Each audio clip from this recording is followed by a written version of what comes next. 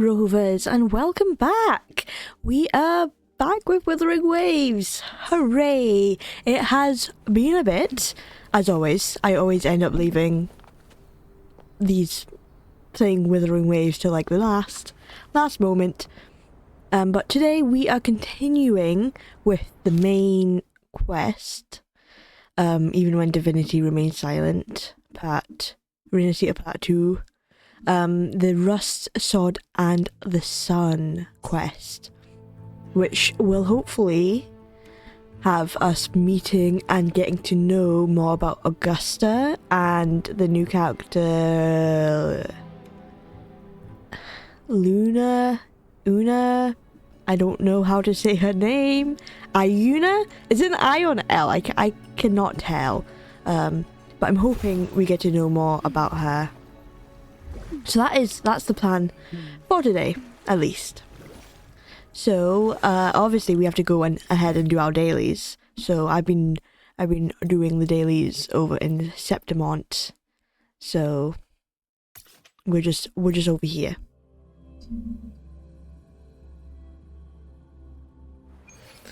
Trying to get some better echoes for my girl Fleur-de-Lis, Alcathea. So hopefully we can do something.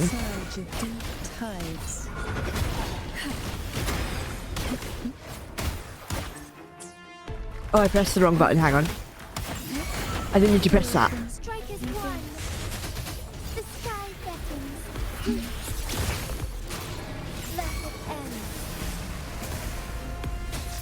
I'll keep you company. Surrender to it. Sleep in the whispers of silence. At the helm. I kind of wish I could build rants better. Surge of deep tides. Currents of the waves. Try not to blink. Oh, there's another little guy over there.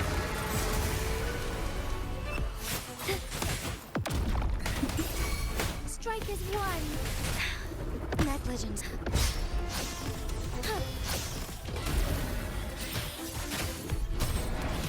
Sacred light.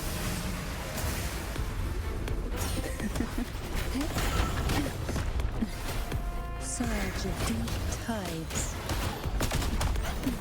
Call from the abyss. Honestly, How weak. I'll keep you company. honestly, I still do not like this tacit area that much. It's like probably the worst enemy I've fought. The little flying thing. But anyway, it's a little bit the music is a little bit loud, so I'm just gonna quickly turn that down. There we go. It was just really loud in my ear, and I do not want to go deaf. So let's continue. Engulfed by seas venom. Together we fight. Take flight. Let it end. Like, you never know how loud Take a breath. it's going to be, because I feel like the normal music by itself is kind of quiet, but then you fight something and it's like really loud and it's deafening to your ear. So you never know when you start playing how loud it really is going to be. Into the endless deep. Strike is one.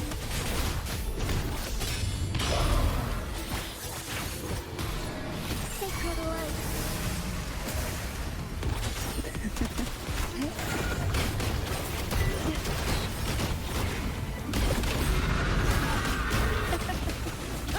In the limelight. A little mishap. I'll keep you company. Surge Together we of fight. deep tides. Okay, just this guy and then we've finished this daily. Let it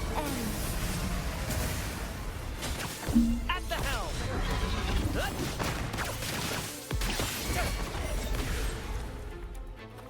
Damn, she flew back. Why not savor this? Right, okay, fantastic. That is claimed.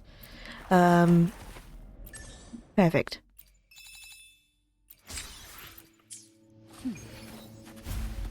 And now we can also, oh yeah, claim this.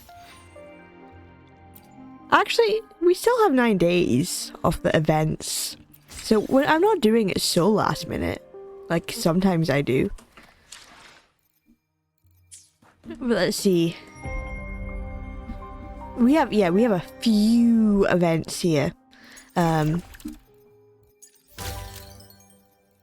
Lots of leisure events. Right.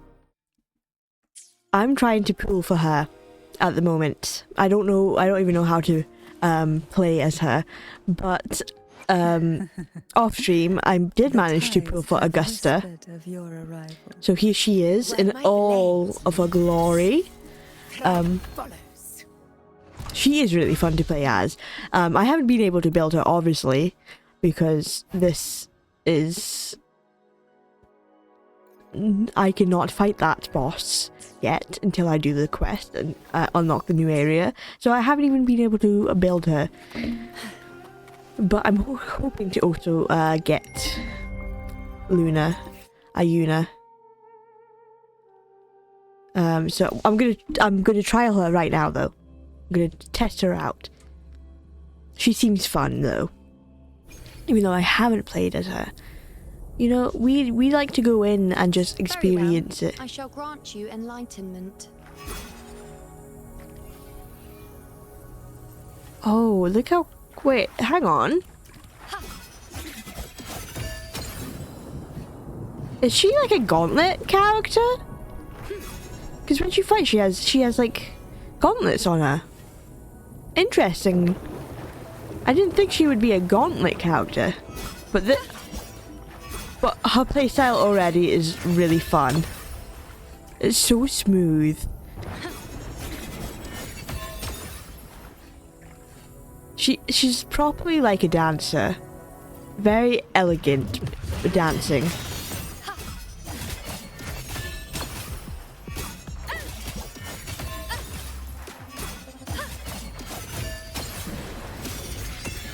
She only has like a few moves though. It's nothing. The moon is full.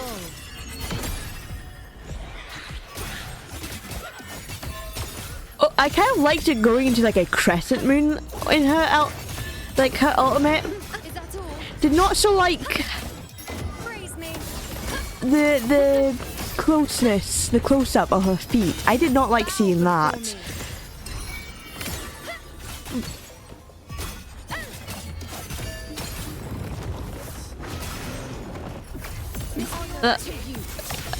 Interesting that Augusta's here, even though we've abandoned her.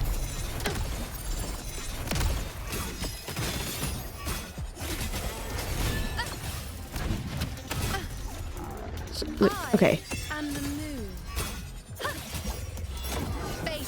That's kind of cool how she goes into the water. And yeah, it looks like a crescent moon there. That's so cool.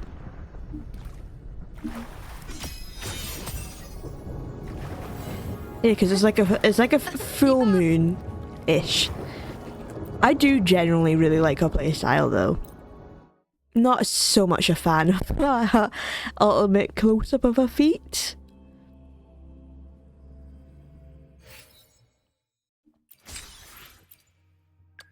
But it makes sense why they would do that. I suppose since we did our dailies, we can also claim beyond the wave stuff. We can try and see if we can get some more astrite here. Get some wishes maybe. And then do some pulls. Open the page. Okay, there we go. Yeah, okay. We do have 16 to use here.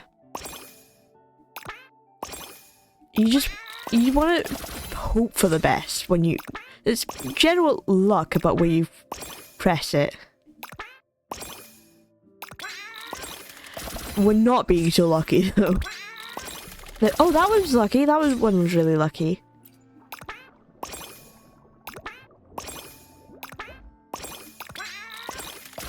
Okay.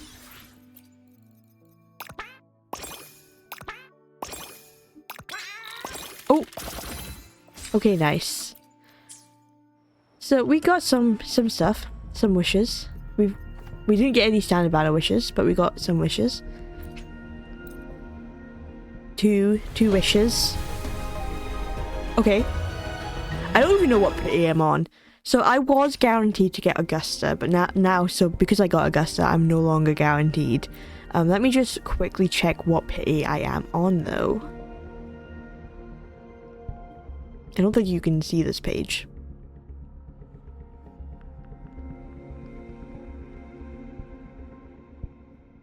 Oh. Hang on. 5, 10, 15, 20, 25, 29. 29 pity. Technically 30 now. I'm on 30p. So, hopefully we get her early. You know, that would be pretty nice if we could get her early.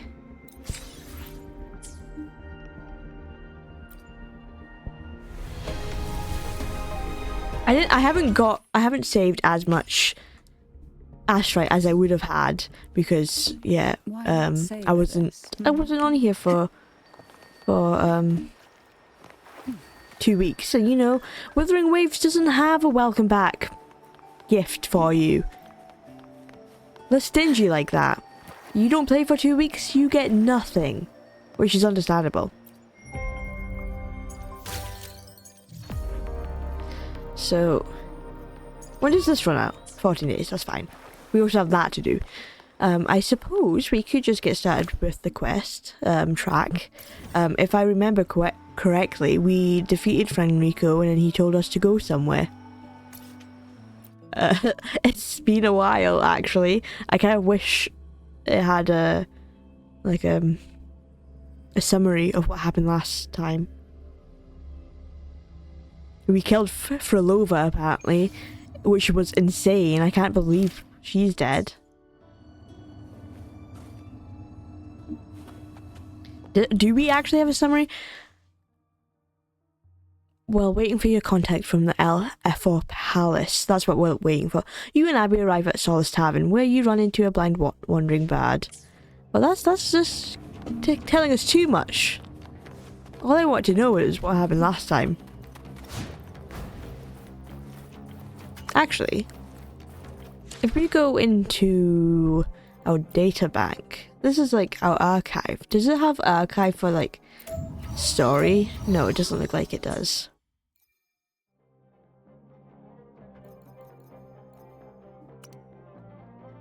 Gallery, maybe?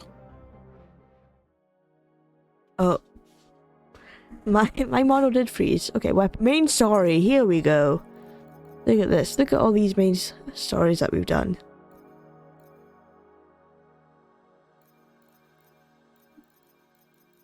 Okay. Flames of Heart. Dream catchers in the secret garden.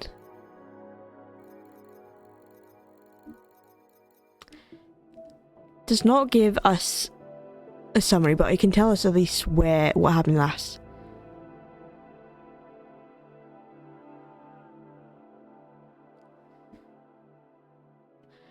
The Fraxidus got away with the gem.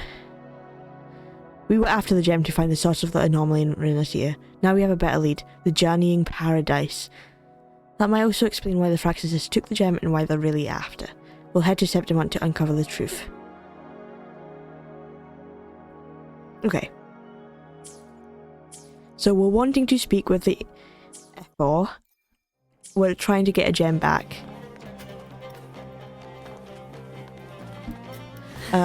I did not mean to Why not savor this? look up there. I should have Brant when I'm looking up. How do I get up? Is this not an elevator?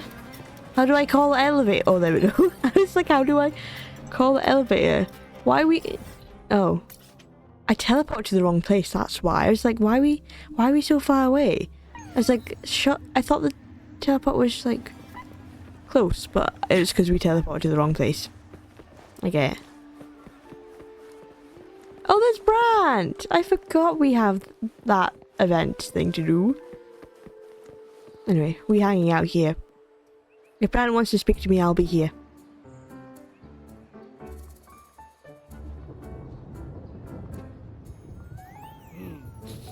Muggy day. Sky's gloomy, air's all wet. Yeah, there's lightning going on. Oh, man. At least let me finish my sentence. Ugh. I didn't interrupt you. Cold, cold, cold. Oh. A hot meal should warm you right up. All right. I'm famished. We barely had a bite sprinting all the way here from Raguna. Spaghetti. Whoa! Pinch me! This is a feast and a half! That's just a normal sized bowl. Oh, though we have spaghetti, pizza, and whatever that's supposed to be, and cupcakes. What is that? What is that supposed to be? Yeah, okay. Abby's right. This is a feast. Hey, Rover. So, we did bring enough money, right? I mean, we kind of rushed out without grabbing anything. Oh, that.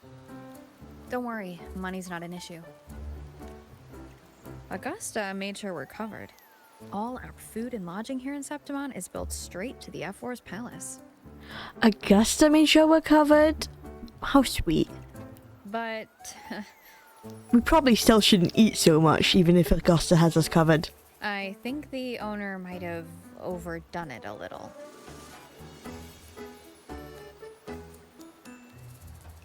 Ha! Better get used to it. You're the champ of the Great Aegon. And you know me. If food's on offer, I'll be a scoffer.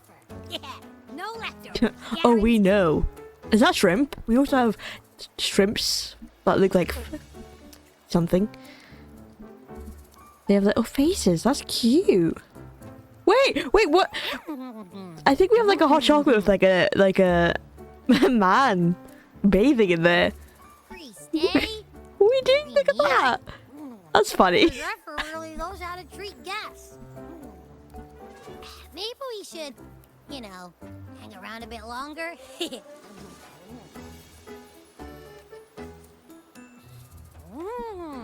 This smells amazing. Abby, you just enjoy yourself. You enjoy the food.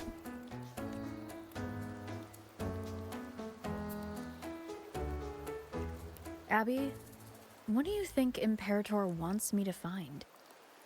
If Cardathia's right, the last clues should be somewhere on the Sanguis Plateaus. Oh, plateau. Okay. The Sanguis... How did she say it? The Sangue Plateau was once the Septimont front line against the Dark Tide. Due to the region's unique landscape, remnant energy gathers here in unusual density, along with the blight cloud perpetually looming overhead, formed since the first Dark Tide. During high tide seasons, gladiators from across Septimont arrive here to hunt Dark Tide creations in the name of glory. So, the first line of defense. We're so close to the finish line. Just one step away. But our pace has slowed. Relax. We're already back in Septimont. What's the rush?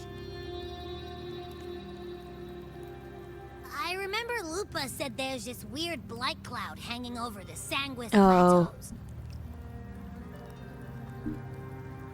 Hang on. What is it? No. Relax. I remember Lupa said there's this weird blight cloud hanging over the Sanguis Plateaus. Sanguis. Okay, Sanguis. Sandquist Plateaus. And when the high tide or whatever rolls around, Dark all the tide. gladiators go there to Dark hunt tide. discords. Abby has not been paying attention at all to what we're up against. Wait, is the high tide coming up soon? The Afra's invite did say something about a big hunt. Huh, that reminds me. Aren't we supposed to meet her today? Augusta's the messenger FO, came right? this morning. Augusta is dealing yeah. with an emergency, so our meeting Confirmation was needed. looks like it'll Been be a while. An unexpected change. It's throwing everything off course. I don't like the feel of it. And why me for this hunt? If it's about the great Aegon, the messenger said none of the other gladiators were invited. Because I am the rover and the rover knows how to do stuff. Maybe it's something specific that I'm looking for? Who Something knows? specific that they Maybe need she me just wants for? to test her strength against you. Typical Septimontian, right? You think so? So we won't see Lupa then. I've only met her a few times, but I doubt she acts on such simple impulses. And as the Ephor, can she really thoughtlessly do whatever she wants? Is she really in a position to do whatever she wants? Guessed from afar, Hello? you possess eyes as clear as crystal. But what troubles you so that eyes once Hello? bright as the highland sky now darken with rolling clouds? Hello, sir? Oh my gosh, oh my gosh. This guy reminds me of a blind prophet. from Greek mythology. Tiresias is the blind prophet. Though surprisingly there's multiple blind prophets in Greek mythology.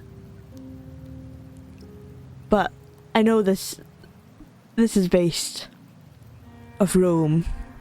Though Roman Greek mythology, like Roman mythology, they collide sometimes, so he could be inspired by a blind prophet.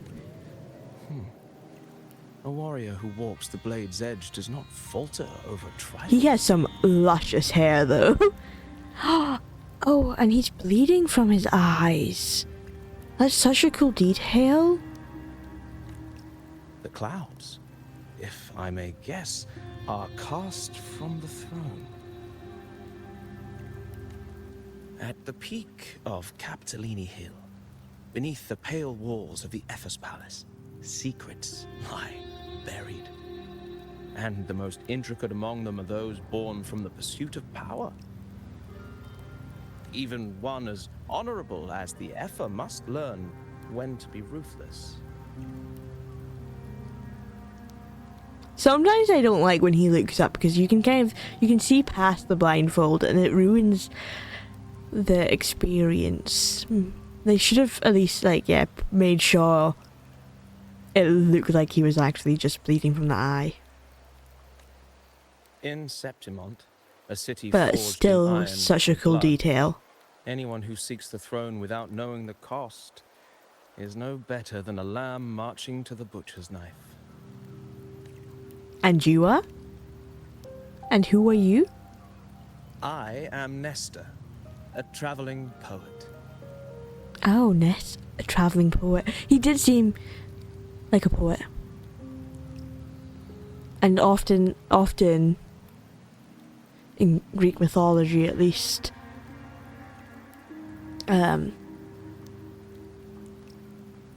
prophets speak in poems as well.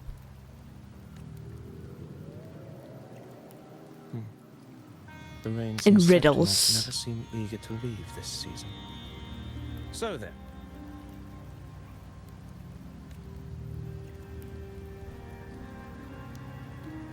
if you are curious about the Ephor, Then allow me to say that nothing would honor me more than to offer even a modest service to the champion of the great Aegon. Oh, thank you, thank you. It is weird looking at Nesta being in Septimont, because not many people have this type of outfit. Like, obviously they have this part, a little bit of this part, but it's the hood that makes him look different. Wait, how do you know she's the champion? And all that stuff about the F-War, too? Especially when you're blindfolded, because he is also a prophet. He just knows these things. Your eyes. Were we talking too loud? Oh, Abby, you can't point out someone's eyes like that. To see and to hear are but two of the many ways to perceive. Trusting the senses is a habit, a natural expedience, but not the only option. He's right, yeah. You can communicate with the world in different ways. I just realized he's got like tattoos on his body. Very curious to know what those mean. Truth be told, I've been gathering inspiration for my next epic, and its protagonist is none other than Augusta, the Ephor of Septimont. Okay. I don't think I can tell you anything about her. That's why I speak of her with some familiarity. I have a feeling your tale He's with her very will buff soon up be written, as well. and knowing more about those who Just- walk alongside you is rarely just without its saying. benefits. Then tell me about Augusta. Tell me what you know. Augusta. Oh, she's so cool, yeah. A She's girl always of cool. humble birth, a resonator of modest talent, a commoner without noble patronage. And yet, from the den of wolves that is Septimont City, she rose and eventually claimed her place. Are you seeing this? That looks like golden blood.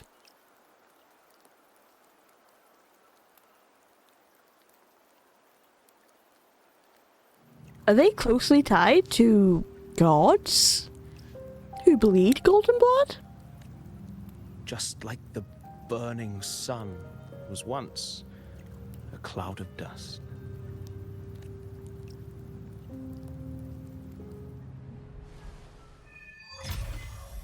Russod and the Sun. That's why that's the title. Oh! Hello? Wait, what's this? Dear guest from afar, do follow me into the near-forgotten stories of Augusta. Possibly telling it might be a bit dull. What methods do you have in mind? What are you trying to do?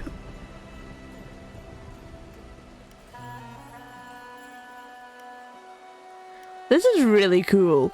It's like a tarot card kind of thing, which once again ties in with like prophets and, you know, telling the future and telling stuff. The prophecies. Telling prophecies. What are you trying to do? Perhaps having the listener become the protagonist of such stories might be a good option. This should add a more immersive touch to the sounds and images you've yet to hear and see. We're continuing. At this moment, you, Augusta, you shall relive her past, face the same choices she once made. Thus, please forget your name for now. Are we role-playing? That's actually a good point. Of course, Augusta's story is already written. No matter what choices you make, they will not alter our reality. Continue. Yet be wary. Fate is fickle, and a misstep can lead to a swift end. Weigh your choices carefully. Her past decisions may not have always been the best. I understand. I do understand. Well, then, let the story begin. Set aside the complex thoughts and let me sing the epic of a young girl. Augusta. Take a deep breath. I am Augusta. I am Augusta. Okay, a gentle, warm light begins to blur your vision, and you slowly close your eyes. When it clears, a small, frightened girl, clutching a sword, stands amidst the ruins. A girl of solemn Septimontian gladiators stand guard around her. Hey kid, are you alone? Don't be afraid, we know what the Dark Tide did to your home, and we're here to help. Boldly observe the man in front of you. Timidly observe the man in front of you. I feel like she would boldly observe. Different choices will change the corresponding stat value.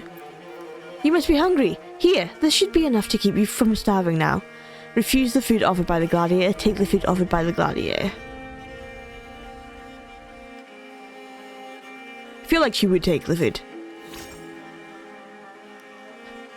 We can take you to the Septimont city. It's not safe here. We don't know when the next disaster will strike. Staring at these ruins won't change anything. Continue. Even if you rebuild these walls 1,000 times, they'll never hold against the Dark Tide. You don't have the strength to stop it. Bring your sword and come with us. Grip your sword with determination. The gladiators shake their head and pat your shoulder. Look back at the ruined village. Remember to maintain a stats balance. The story ends if a stat drops to 0. Okay. A story chapter is complete once the corresponding goals are met. Reach 100 reputation. This is fun. It's like an event within the main quest. In the end, you choose to leave the village. The gladiator's words reveal a bitter truth. You lack the strength to protect the home you are leaving behind. In your travels, you engage with the gladiators. Following the gladiators, you arrive in the city of Septimont by ship. You wave them goodbye after arriving at the central square. Meanwhile, you notice the square is crowded with citizens. Remain quiet and anxious. Oh, okay, the strength's going down.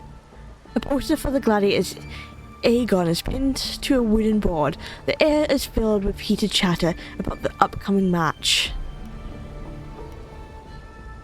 The gathering people push you towards the crowd. Draw closer to the crowd. You must know, Septimont reveres strength. Here, only the victor reigns. That is a law older than the city itself. You notice the passion-filled eyes of the Septimontian. You notice the disdain in the eyes. Passion-filled. Eaten or be eaten. Such is the way of the city. To survive, you'll have to find your bite and seize the crown with your own teeth. You can't stop thinking about the conversation. You realize that gladiators are the very symbol of strength in Septimont. If there's a way to dominate the arena, may you find the strength you're looking for. Tear down the poster and walk away from the crowd. As you leave, you notice that 3 words stand out in the innocent chatter. Identity, status, and talent. They seem to be an essential part of gladiating. Arrogant Septimontian. There are always those commoners who view the Aegon as merely boring displays of butchery, but we're hardly entertained by the sight of rats shrieking in the dirt. What we crave is true magnificence, a warrior who can make roses bloom from blood. He is arrogant. Cold. Want to have a little bet on how many mangy rats are going to try for the Aegon this year? That them and the stench be stinking up the place. You're slightly concerned about your stats and talents. Ignore them. Ignore the words. The words mean nothing. You are determined to step onto the arena. The rules demand a mentor at your back. Someone to keep death from claiming you on the first day, and perhaps even teach you the fight to fight through to the end. After hitting several dead ends, you eventually come across Cato. Cato is a retired gladiator star, but takes on few proteges. So, you want to join the Aegon, you say? Why don't you start by telling me a little about yourself? You recall the discussion about gladiators, identity, status, and talents. People in the city of Septimont seem to value these more than anything. You choose... Oh, I didn't mean to lie. I lied. Done with your little tale? You can't even bring yourself to say who you really are. What good is strength and power to you? Oh, I don't have a choice now. I didn't mean to do that. Oh, it's because I ran out. Adorning yourself like this. Ha! You just wearing a fake crown to cover your cowardice. What else wouldn't you abandon if you can toss away your home and your name? Please leave now. I didn't mean to lie. I didn't mean to do that. Okay, we're starting again from the very beginning.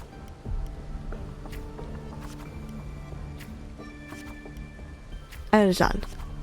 Yeah, take a deep breath. We've done this.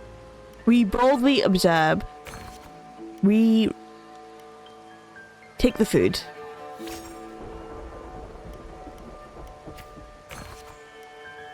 We grip our sword. We follow them. We engage with the...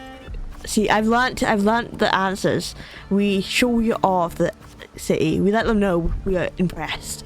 We draw close to the crowd. I notice the passion filled. I tear down. That does put my heart down, but it gets the crown up. Right, we have to... Oh, I didn't read that one. Okay, continue. Continue. Speak honestly about our past. The dark tide took you home when you came to Septimont seeking strength. Is that so? You've got some metal, but that's not going to cut it here. Go home! People like you always show up with nothing but fancy dreams, only to see them crushed and trampled. I've seen enough of idiots like you try to argue. What now? Still here? You think your stubbornness will change my mind? Pathetic. Look Cato straight in the eye. Alright then, let's have a duel. Land one strike and you win. If you manage that, I'll teach you how to be a true gladiator. This duel here is your entrance trial. Accept the duel after great deliberation. Accept the duel without hesitation. Blades meet in a sharp clash. Cato moves with practice ease. You are quickly defeated. Strengthless. Do you realize how weak you are? Which is why I want to become a gladiator. Which is why I'm seeking power. Huh! Do you know who you're fighting against? Can you really beat me? You can't. Now, how do you plan to end this? Challenge him again. Back for round 2, are we? Country rats like you sure are pestering as the city folks say you are, huh? Attack. Defend. Just like last time, you aren't much of a challenge to Cato. You're swiftly beaten once again. Go back. This is not your path. Continue the challenge. Too slow, too weak. Your foolish swings only bring smiles to your enemies. Then I'll be stronger. Then I'll be faster. Is that your best? How naive. Well, I guess a rat that lives in the dark is never meant for the sun. Oh, she proves you wrong. Augusta was always meant for the sun. Challenge him again. Still not ready to give up? Why don't you sell your sword? It'll give you some food at least. Continue. Oh, okay, there she is. You stand before Cato again, dragging your exhausted body, nearly at your limit. I can still fight. The wind swept up by the blade whispers past, and you're suddenly home. Soft sunlight cascades on the grey oak leaves, and you hear your friend's laughter, your parents' gentle call. Continue. But in the very next breath, a bone-deep chill engulfs you. That touch, you know it all too well.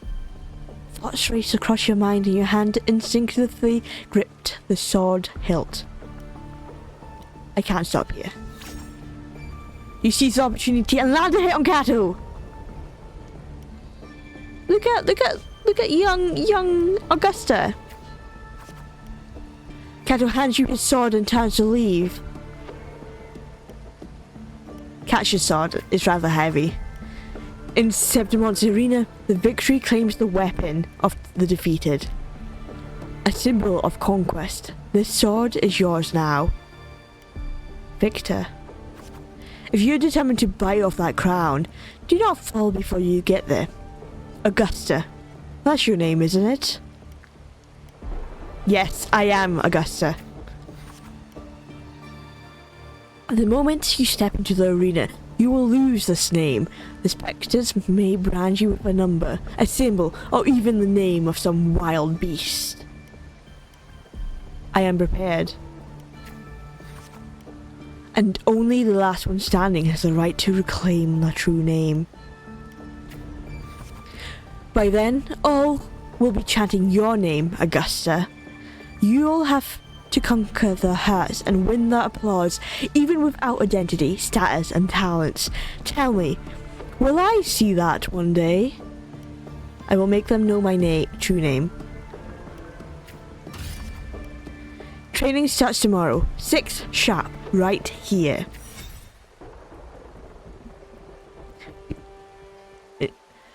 Never give up on your dreams. That's the moral of the story here.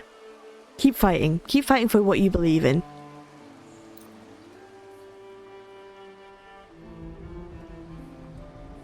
Fail enough times, and you might eventually succeed. Should we call it resilience? Or mere stubbornness? I think it's a good like story. A good message to give. Like, yeah, she didn't give up. She kept fighting. She kept improving. She wanted to get stronger. I can see that message being translated into something you like doing but are not good at. If you love drawing but you think yourself not good at it, that you're simply an amateur at something you love to do, you'll keep pushing. If you truly love that art, if you truly like that to do something, you will keep pushing yourself to improve over and over and over. And eventually, I do believe you will get good enough to be where you want to be in life. So I think it's a good message to send. Or perhaps, for a girl who has lost everything, there was never a second option. She had no one to trust but herself, and naught but a blade to hold. And yet, as the first stanza of an epic, this is nothing extraordinary. Since the lament, across the scorched lands of Solaris, I've heard this story repeat itself, again and again. Greatness.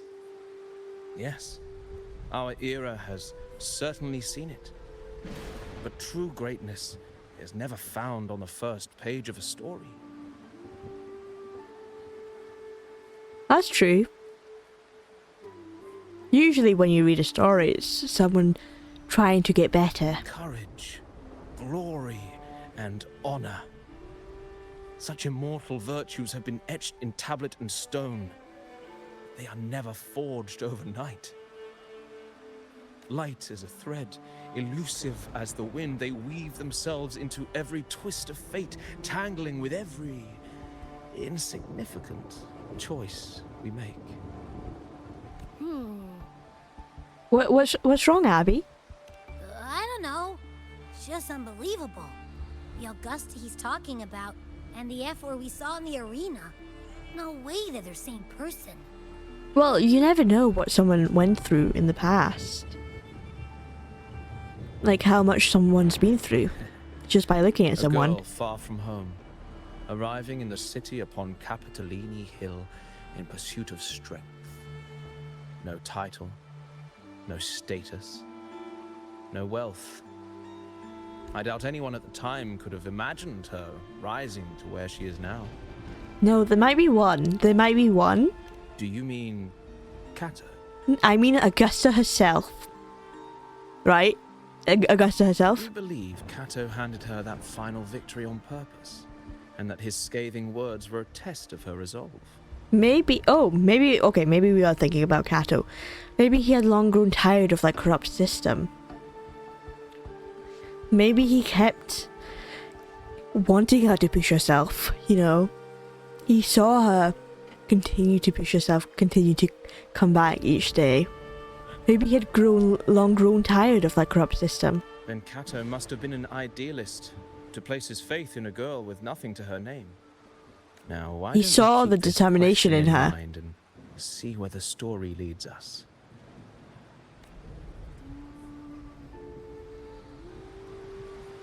Oh. We going back in? Oh, get off the table!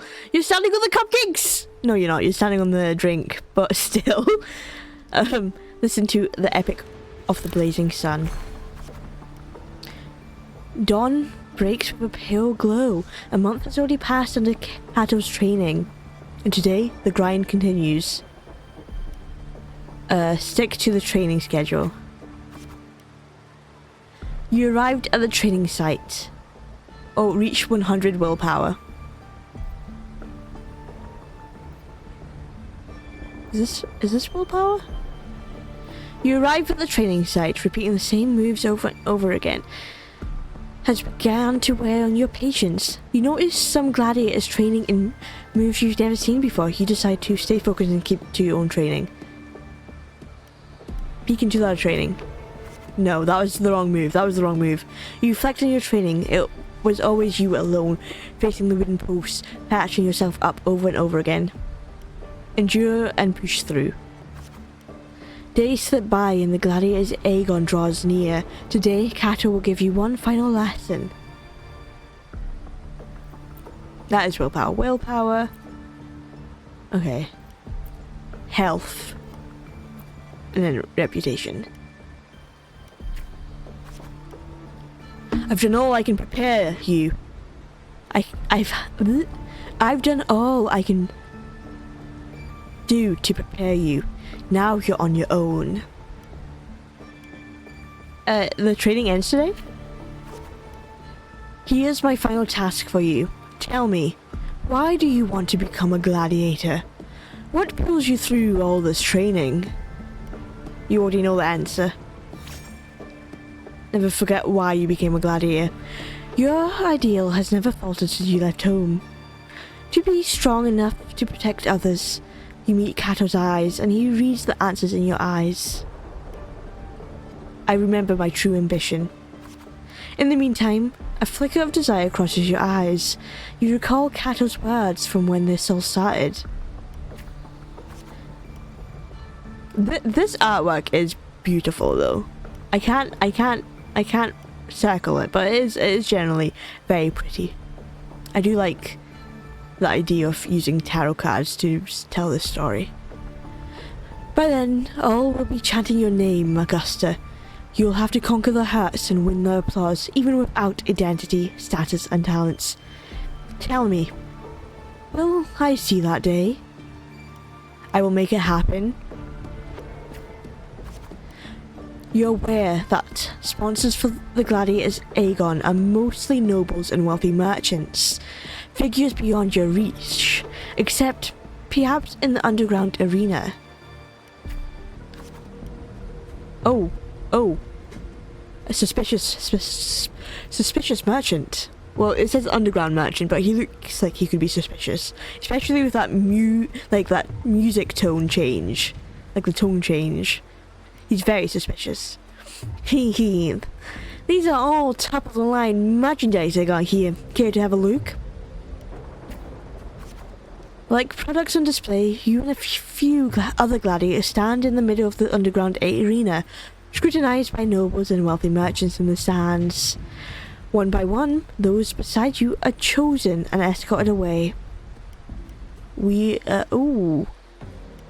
take a step forward. Volunteer yourself. Volunteer. I volunteer as tribute! The audience casts their eyes in your direction. However, all you receive is constant laughter in return. Oh, they hate me. They hate Augusta. It's fine, it's fine. They don't know who we are yet. They will. They will know the name of Augusta. Visions of your home ruins flash in your mind. Glimpses of the noble, lavish lifestyle flickers through. Oh, I should have done the other one. These laughs. So they really did have a hand in that disaster. Oh, the rich destroyed her home. Interesting, interesting.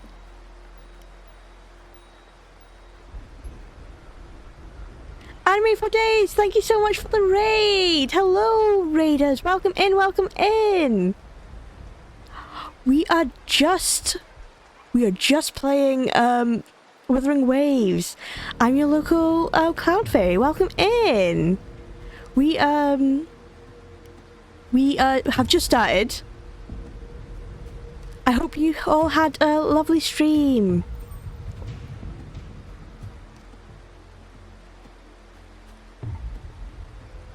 What were you playing, if you don't mind me asking? Were you also playing Wuthering Waves? We are just finding out, about Augusta's story.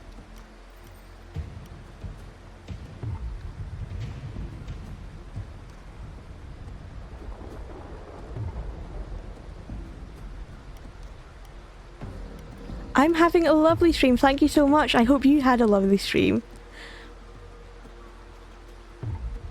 My model's so pretty. Thank you. I love my model. Shout out to my model maker, which is DJ Studios on Twitter. They've done a lovely job with my model. But I hope you all had a lovely stream and had a lovely time.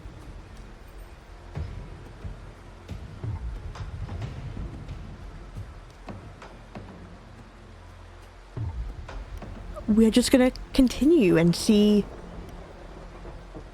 how Augusta gets through. You also played Wuthering Waves today as well. I'm assuming did you play the same quest, or was it some event stuff? I'm just trying to catch up with the main quest at the moment. The dark tide alone did not destroy your home. That's interesting. Interesting. And then the rotten high places also played a part in your home's ruins. I find this very interesting about how the rich could have played a part. Still pretty new. Understandable. If you're pretty new, I will tell any raiders who are here that this will have spoilers for this current update.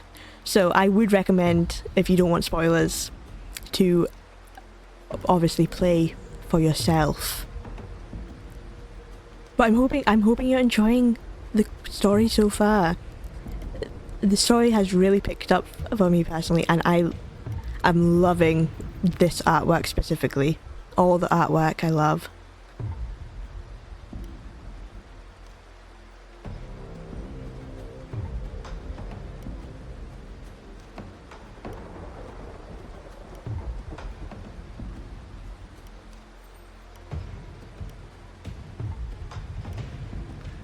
Oh, I'm gonna go the dark tide alone did not destroy your home. Hopefully that's the right choice.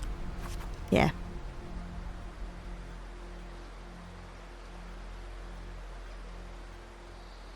You'll be lurking? That's fine. I welcome any lurkers.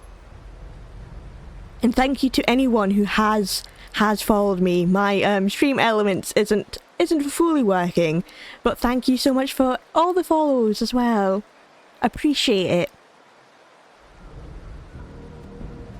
When the dark tide struck, those with power and wealth continued their lives of indulgence and luxury. The might of the gladiators existed only to serve their desires. A fire of anger ignites in your chest. Silently, you swear to shatter these rules. Oh, that's kind of both being in silence, though.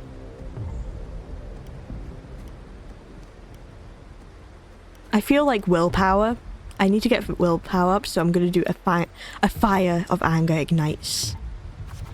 Okay, but I need to be careful that I don't get my health down. Gotta keep that up. Well, well, a village girl with such unremarkable forte dreaming of power and strength. Interesting that at this point she obviously has an unremarkable forte. I can't remember the last time Septimont had a joke this amusing. Oh, show them your sword or try and you'll see.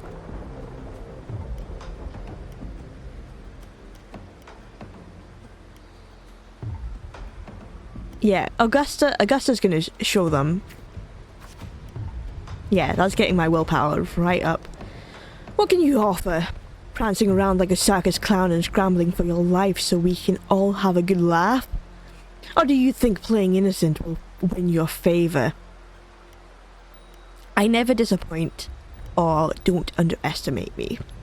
I feel like, yeah, don't underestimate me. Will get my willpower up. Okay, we've reached 100% willpower. So it's just getting through and hopefully not getting that willpower down. Anyone interested in this one? After all, watching the weak struggle is always a fine source of entertainment. Oh, this does kind of remind me of the Hunger Games with the rich watching the poor fight to the death. Except it's the rich are also fighting. You give the nobles a chilling stare as they talk in whispers. You bear a small anticipation that someone will pick you. You give it the nobles a chilling stare as they talk in whispers.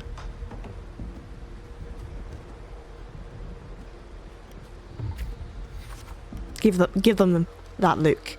Entertainment, you say? Heh, in Septimont's strength defines worth. We shouldn't be so quick to judge a gladiator who offers herself. This noble, he's not too bad. I suppose he's not bad. You turn your views towards the voice with heavy steps. A well-dressed old-school noble walks down from the stands towards you. He smells of rotten stench.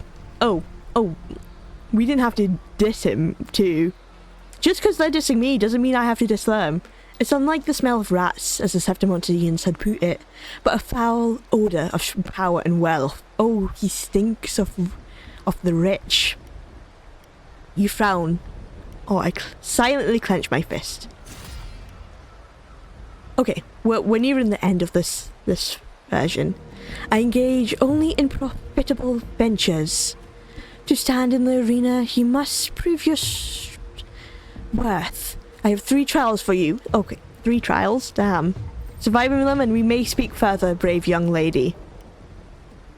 So she still needs to prove herself. Even though she's made it this far, still has to prove that she has what it takes. Okay, okay, now you're stepping on the cupcakes. That is just disrespectful of you, Brant. We do not disrespect the food.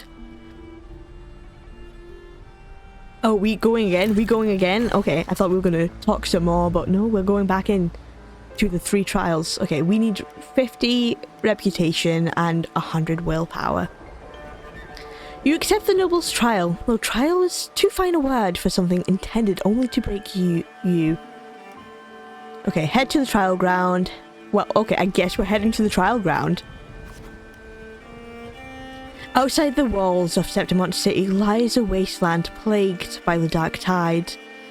Your homeland. Returning home, you can't help but feel sentimental. It's now different from your home, from the home you remember. Oh, this one's good. We don't want to get sentimental. I feel like if we get sentimental, our willpower will go down. So I'm gonna go, it's now different from the home that we remember. They say a ferocious lion beast corrupted by the dark tide prowls deep within a cave. No common blade can cut through its skin. Your first trial is to slay that beast. The noble, however, decides to strip you of all equipment but a dull sword. Oh, I have no choice but to accept. A dull sword is more than enough. Is actually really good. Having that mindset that even a dull sword can help you still have victory. Very good mindset to have. Going for that. The mountain trail winds like a serpent.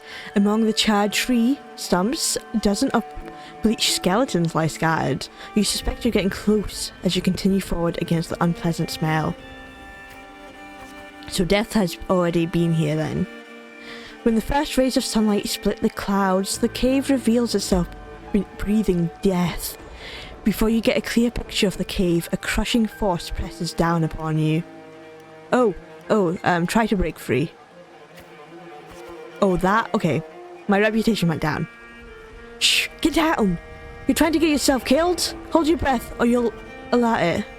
Ooh, do as he says. We listen. Oh, you turn around and see a hunter. Just then, a massive beast roars and walks past where you are hiding. Secretly stare at it.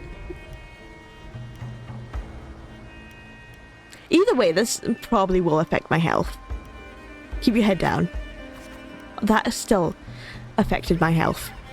After the lion beast has left, you apologize to the hunter. It was thanks to him the beast did not notice you. Thank you, hunter. Going by those clothes, you're a Septimont gladiator, hey? Heh, I used to be just like you. Lost a big match, got tossed out by the nobles, and ended up like this, with nothing but the playthings. Yes, very interesting being, yeah, nothing but the playthings. The rich looking down on us. The skills honed for battle are now merely tools for survival. Septimont has abandoned the strength it desperately needs. You pity such reality. And seeing this is how the rich view the gladiators kind of reminds me of Lupa's like situation. That one lady who basically like didn't care for her.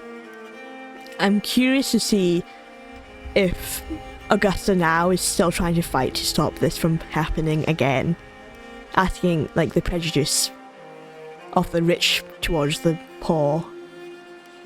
Okay, we ask the hunter about the lion beast. Ask the hunter what you should do. We ask the hunter about the lion beast. My willpower needs to be 100 and it's lower than anything else. Oops. Okay, let's try. Only a madman would go after that lion.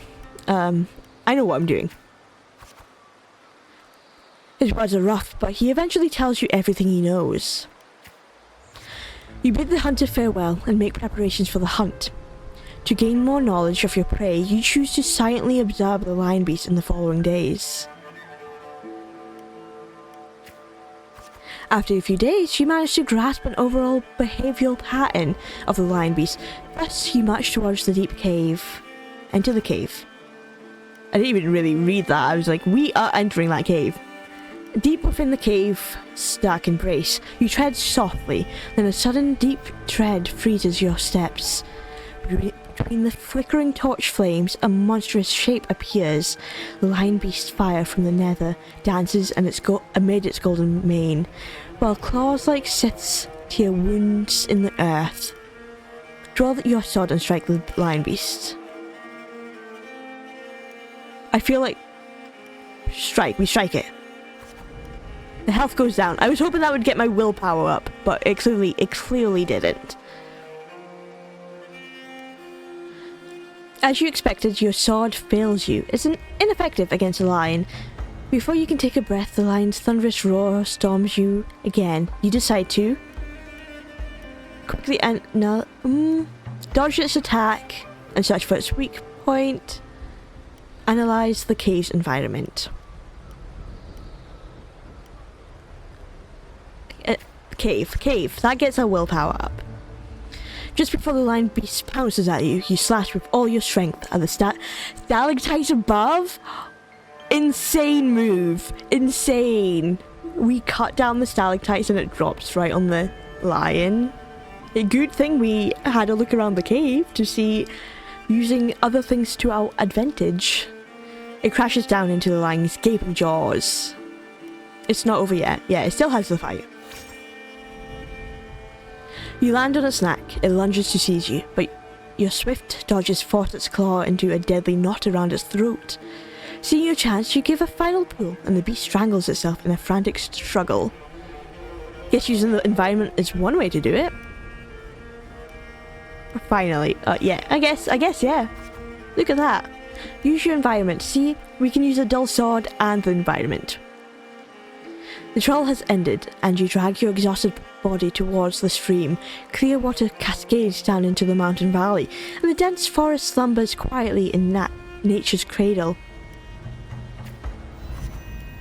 Oh. The water has disappeared now. You rinse your blood-stained hands in the water. The clear stream slowly turns red. The birds scatter and the fish vanish. You sense the forest unleash unease at your presence. Are they afraid? Are they afraid of Augusta? If the animals are afraid of Augusta, then the rich should be afraid of her as well. Are they afraid of me? The critter's panic plunges you into reflection. For the first time, you realize that power can instill fear. You're still somewhat shaken. You desire more power. We desire more power to get that willpower up.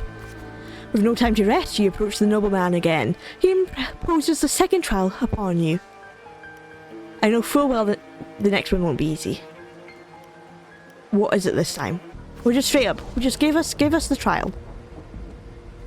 Killing a mad beast is hardly an achievement. I'm sure you're aware, girl, that all the warriors of Septimont have 2 lives. 2 lives? I in fact did not know this. I did not know this fact. One by the parents and the other by the sword. You may consider the sword in a gladiator's hand as the life in the arena. For your second trial, bring me 100 lives. Huh? Yes, prove to me you are worthy of standing in the arena. Does he want me to kill 100 innocent people? Or like 50? If Septimontians have 2 lives, then we technically have to kill 50 people. Septimontians, specifically. But that's still an insane thing to ask. Tons of disgust as you wave to accept. I'm going to calmly accept. I don't want him to know that it got to me, that I have to kill people. To get the admission pass for the Aegon, you start the second trial. Day after day, you fight gladiators of Septimont. As your reputation grows, so do the spectres. They don't care who you are, but only want to see when you will fall. Okay.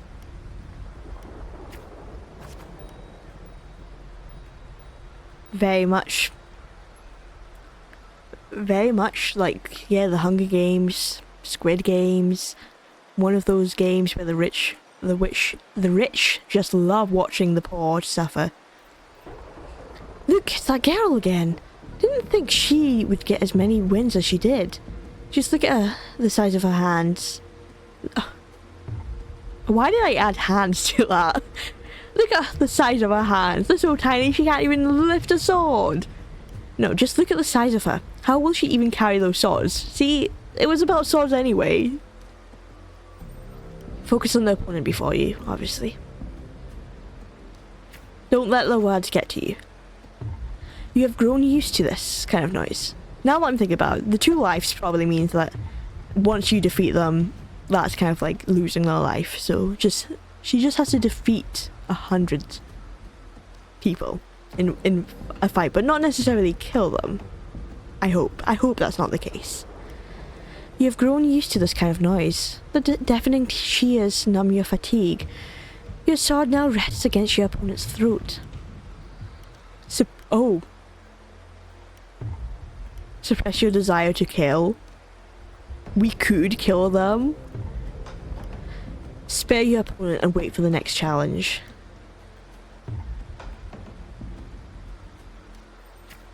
Suppress my desire. That gets my willpower up. One by one.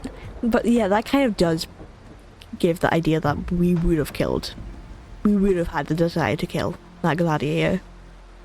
One by one, the gladiators you've challenged grow in numbers. Those you've defeated kneel before you, offering their sword, symbolising their honour with both hands. Steadily plant the opponent's sword into the ground. Even in Septimont, there's a limit to opponents that prove a challenge to you. Eventually, you will need to seek out tougher challenges. You have targeted Victor, a frequent champion of the Aegon from one of the noble houses. Oh, we've gone straight. We've gone straight for the man who's been winning the Aegons. Not straight, but you know, we need challenges to prove ourselves. Do you have any idea who Victor's father is? His lordship is the largest sponsor of the Aegon. Power, wealth, those aren't things brute strength can rival. Victor has the best mentor, the finest weapon. Indeed. Oh, and so what?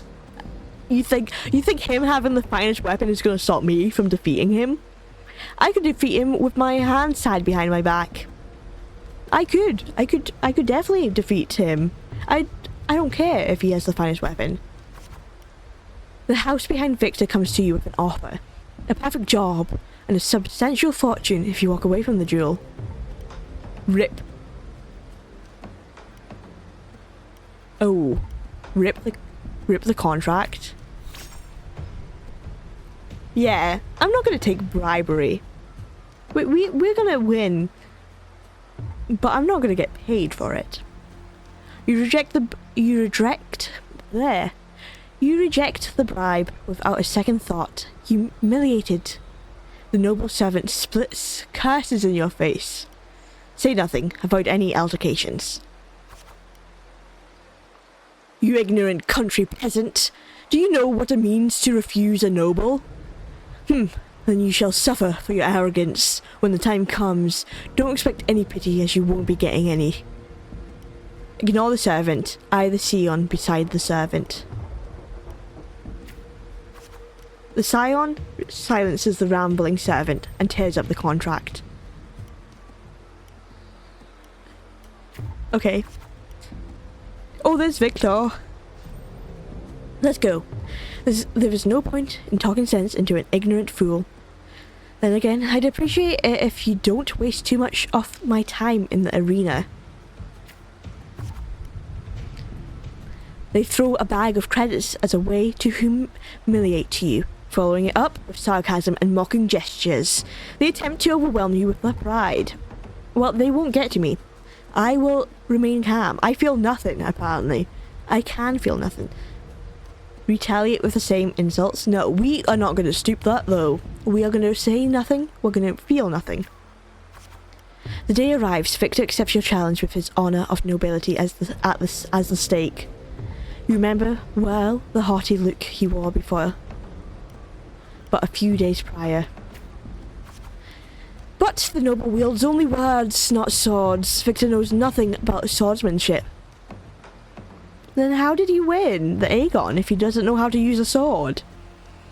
You easily defeat the weak, incompetent Scion and casually lift his pretty helmet with the tip of your sword.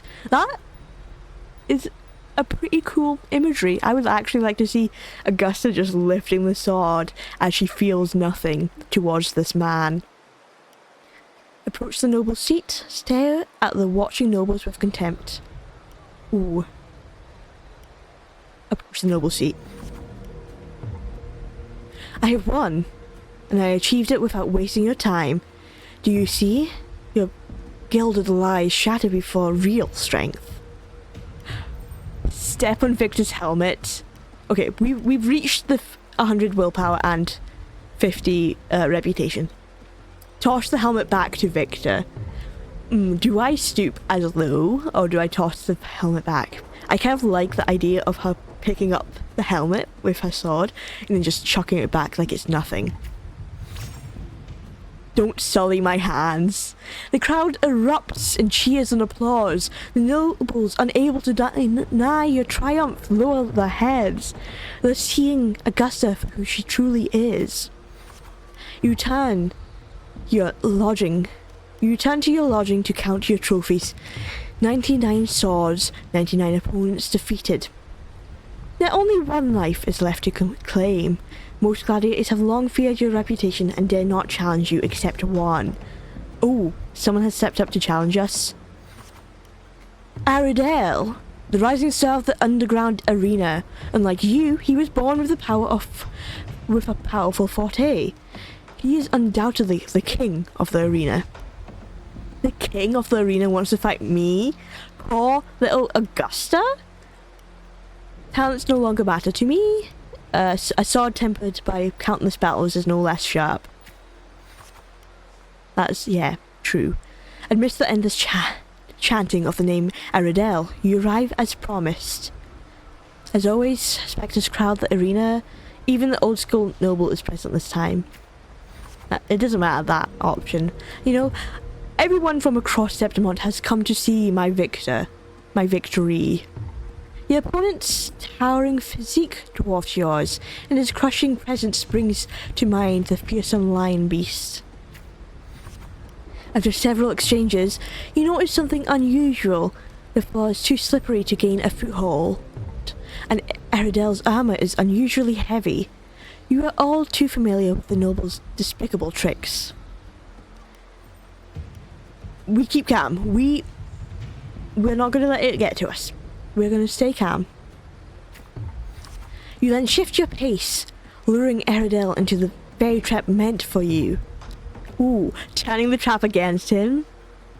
Okay, Augusta is insane. No wonder she managed to, like, step up and become the next champion. Now's the chance to attack. Your sword stops just before the neck of Septimont's strongest gladiator. The entire arena falls silent, and almost immediately the crowd erupts into applause. They love me. Stab, stab, stab. Okay, I didn't realize. What? That's funny. Huh? What? They want me to stab him? Is that so? Oh no. Now? Oh no, the willpower's going down! I should have said... maybe I should have said what? Well, either way, it wasn't... I don't think the willpower could have gone up from any of those choices. Aridel closes his eyes and accepts his fate. Victory is already mine. Let's leave it here. Victory is already mine. In front of everyone's watchful eyes, you only take Aridel's sword. Yeah, okay, we're not killing a man. We are not killing a man. Yeah, okay. You then bow towards the audience before turning to leave. You feel the people's gaze. Continue. Live, live, live. Leave the cheers behind you. Look behind. Leave the cheers. The next day, you arrive before the old school nobles with 100 lives. Oh, I wonder if the lives is the sword. That would make sense, actually. That's why they have two lives. Their own physical life, and then the life of their sword. Aridel is merely made of Septimontian flesh. Above him stands a far greater force. Is this the Echo? The Griffon? Is that who's the greater force? I'm ready for the third trial. Your third trial is to earn the blessing of Arsinosa, Lioness of Glory. Yes. So, yes, the most powerful thing. This is an impossible feat. He never planned to let me pass the trial. Well, I can see. I think Augusta has it. If I believe correctly, she has defeated Arsinosa. I know, Arisnosa. It has never tasted defeat. People say it's a peak no humans can ever reach, the last wall of Septimont, but I accept the challenge. It is this insurmountable challenge that stirs the thirst for victory in your blood. You accept the third trial to confront the guardians of Septimont. Arsinosa. Okay, there we go. Oh, are we back into talking? No, we're back. We're another story.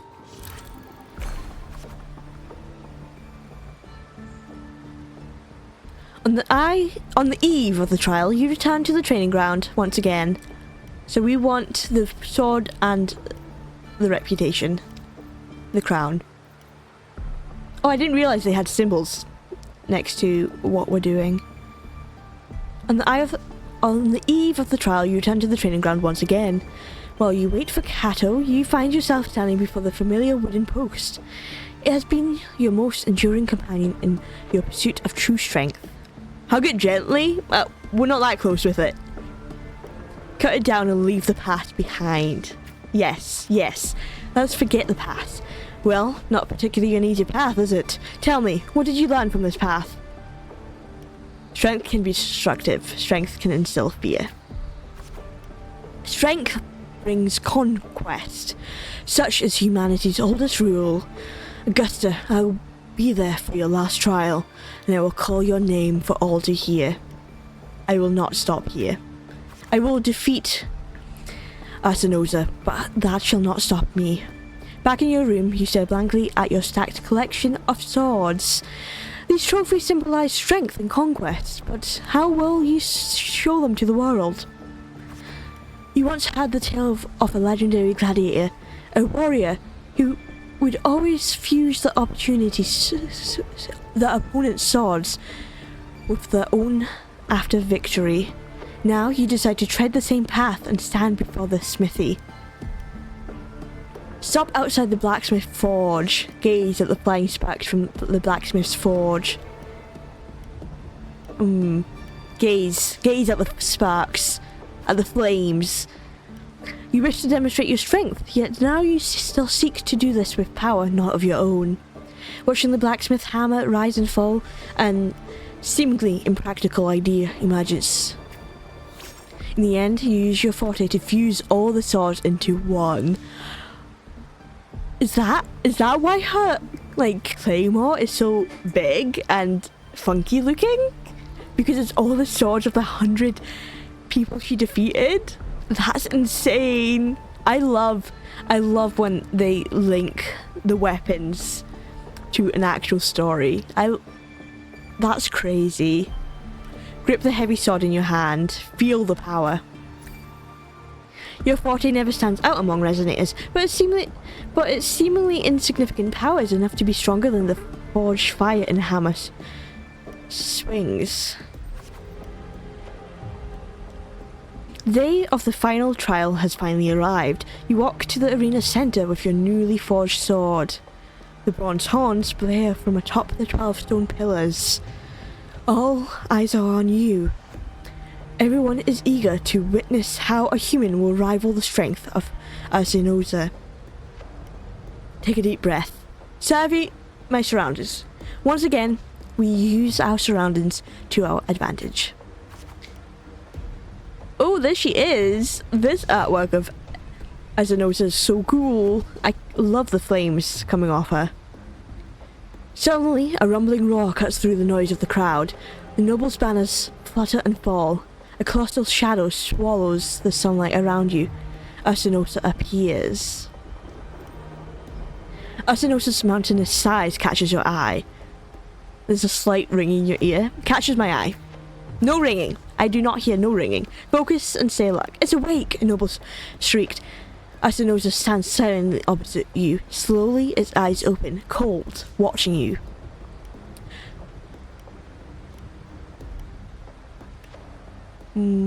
Focus and stay alert. We stay alert. We're not letting her size get the best of us. With a sudden sweep of her tail, the lioness shatters the stone pillar. You roll aside, barely dodging the flying debris. A chill seeps through the tear in the cloth of your left shoulder. Take the initiative. Okay, the health goes down, but we're fine. Quickly patch yourself up. We might have to do that. The screams from the stands are soon drowned by the lioness's roar. A wave of sound and dust rips past your ears. You can taste blood on your lips and tongue. Ooh. I'm gonna quickly patch myself up. We need to be at full health in order to defeat her. That did not help. That did not help. That got my health down. Her second attack comes without warning. You barely have time to react before your sword rises to meet her descending paws. Ooh, this strike shall be my all. Recall your encounters from previous battles. That was not it. It should have been the strike. My strike. You managed to withstand Arasnosa's fierce attack, and at the moment it withdraws, seize the opportunity to thrust your blade into her ancient crack in its right foreleg. Golden blood spills the arena. Oh, she's the one with golden blood. So that image of Augusta at the very beginning was, in fact, her defeating, or like spilling the blood of Arasnosa. Steady my breath. Arasnosa ceases her attack. Her mane brushes against your blood-stained face before she lowers her head. The arena shakes with applause. You hear the crowd chant your name in honor. I have passed the final... I've gained the lioness's blessing. The voices, they are... Listen to the waves of cheers. Listen to the way... Oh, we're listening.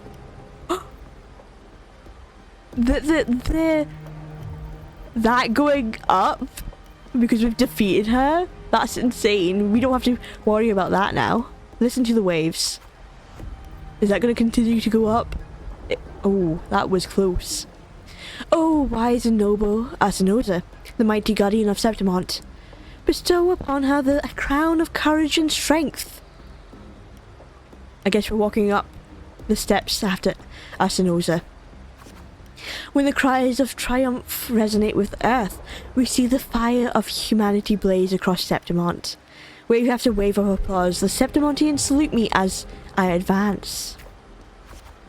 O sun and moon, witness the extraordinary feat. Witness her epic dedication to Septimont. Take another step. As the platform rises, you realize that by earning Arasnosa's blessing, you have been granted a privilege. That means the rich should look to me. They are all bowing to me. They all respect Augusta. You're crowned the champion without the great Aegon. Nevertheless, you have already conquered countless gladiators with your strength. Under everyone's gaze, glory now bows at your feet. Ooh, raise my sword. Raise my sword and appreciate the cheers of the people. Look how tiny she looks! She still, like, the image we saw of her in the cards, in the tarot cards, made her seem like it was like the current day Augusta, but she still looks like a teenager here. That's crazy. She managed to defeat 100 people and then also defeat Arasnosa. That's insane. She looks so tiny, like I could just pinch her cheeks. Oh, I didn't read that. I'm sorry. Like, it doesn't even allow me to read it. You have shattered the decaying order with strength, and through strength you shall reshape new rules. You shall wield gladiators' valor on the righteous path. You shall allow no more fragile lives to tremble before death.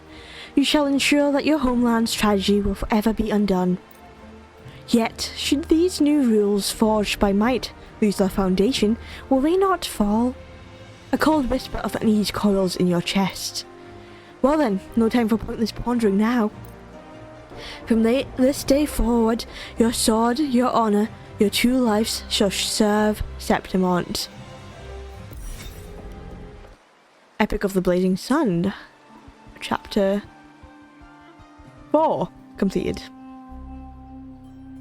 Merely the rough No, shape we're of back a to short talking. epic. This is all I can offer about the F4. It's very interesting. That is a good epic. Like, generally really good. I loved it. Learning about Augusta's past that way was really a really interesting way to tell the story. Now, as a listener, what do you make of my narration? Are we going to tell him it sucked? I enjoyed it, nothing special. I enjoyed it, I did enjoy it, I will say. And to the realization that she was just like a tiny teenager. My generous listener. She still looked like she hadn't fully gained all the strength she could. Spinning verses and rhymes. The essence of poetry is granted by those who dare defy their fate. But there is one thing I must confess. A confession? Through my words, your knowledge of the F4 is partial, at best. That makes sense. You're not going to know all of it based on one man's storytelling of it. Poetry can only offer a glimpse of the true story. The reality of people, events, and things slips beyond the grasp of words. This also makes sense because it's like an epic. So even like the Greek epics, you never get the whole story. Like there's always different like encounters of a certain story. Like a good example of that is like Medusa's story, like why she was cursed in the first place. Was it really Athena cursing her because she happened to be in her temple, or was it truly to protect her? That like different stories. So yeah, I get that. You're never gonna know the full story based on that one person's story. I do not belong in the pages of the epic, so I remain confined to the observer's gaze. I can imagine events and emotions unfold, but I cannot truly recreate them. Because you weren't truly there. Here's some advice for you. Though I hesitate. Is this guy secretly that Fraxidus guy? Is this another one of his stories? Because he's a storyteller as well, and we know how guys who write stories can become evil. If you want the truth of a story, step into it. See, he's Become even part of it. He's even promoting The stepping opportunity into a stands story. before you now. As I've said, the tale between you and Augusta, the hero of Septimont, is only now turning its next page. You seem to know exactly what I'm about to do. How is that? Actually, if he is not that Sidious with the storytelling. I forget his name, the blonde guy, though. It's not difficult to see. Fate flows like the stars, tracing their course. Your destination is written in the steps you take.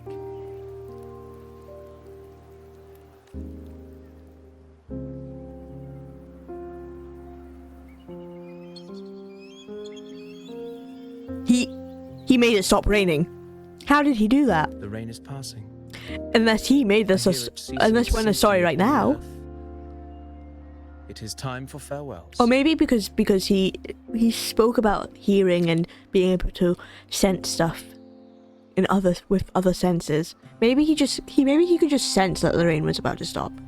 Based on this, he hears it stopping, which still strange.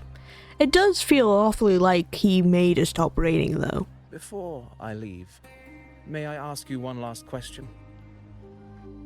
What is it that has lifted Augusta to the seat of power? What is it that makes a ruler?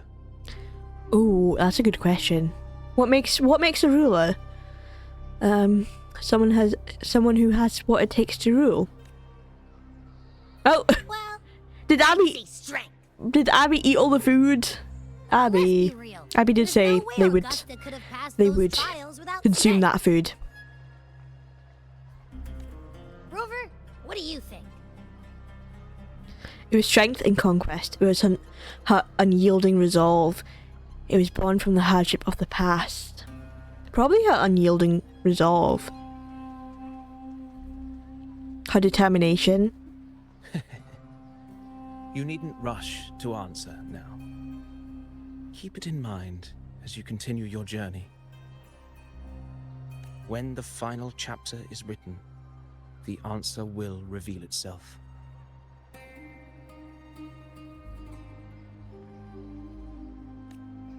Farewell, my friend. Our paths crossed by fate. Farewell, and by Nesta. chance.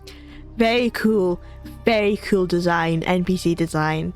Honestly, I love that.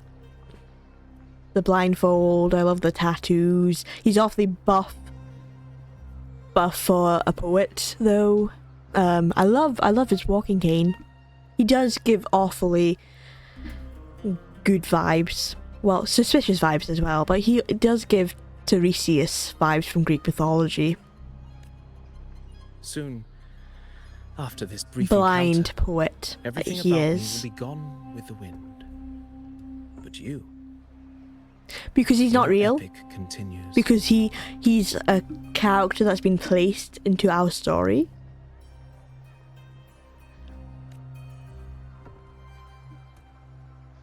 Is he like a self-insert of that Thorn guy? That's name I can't remember.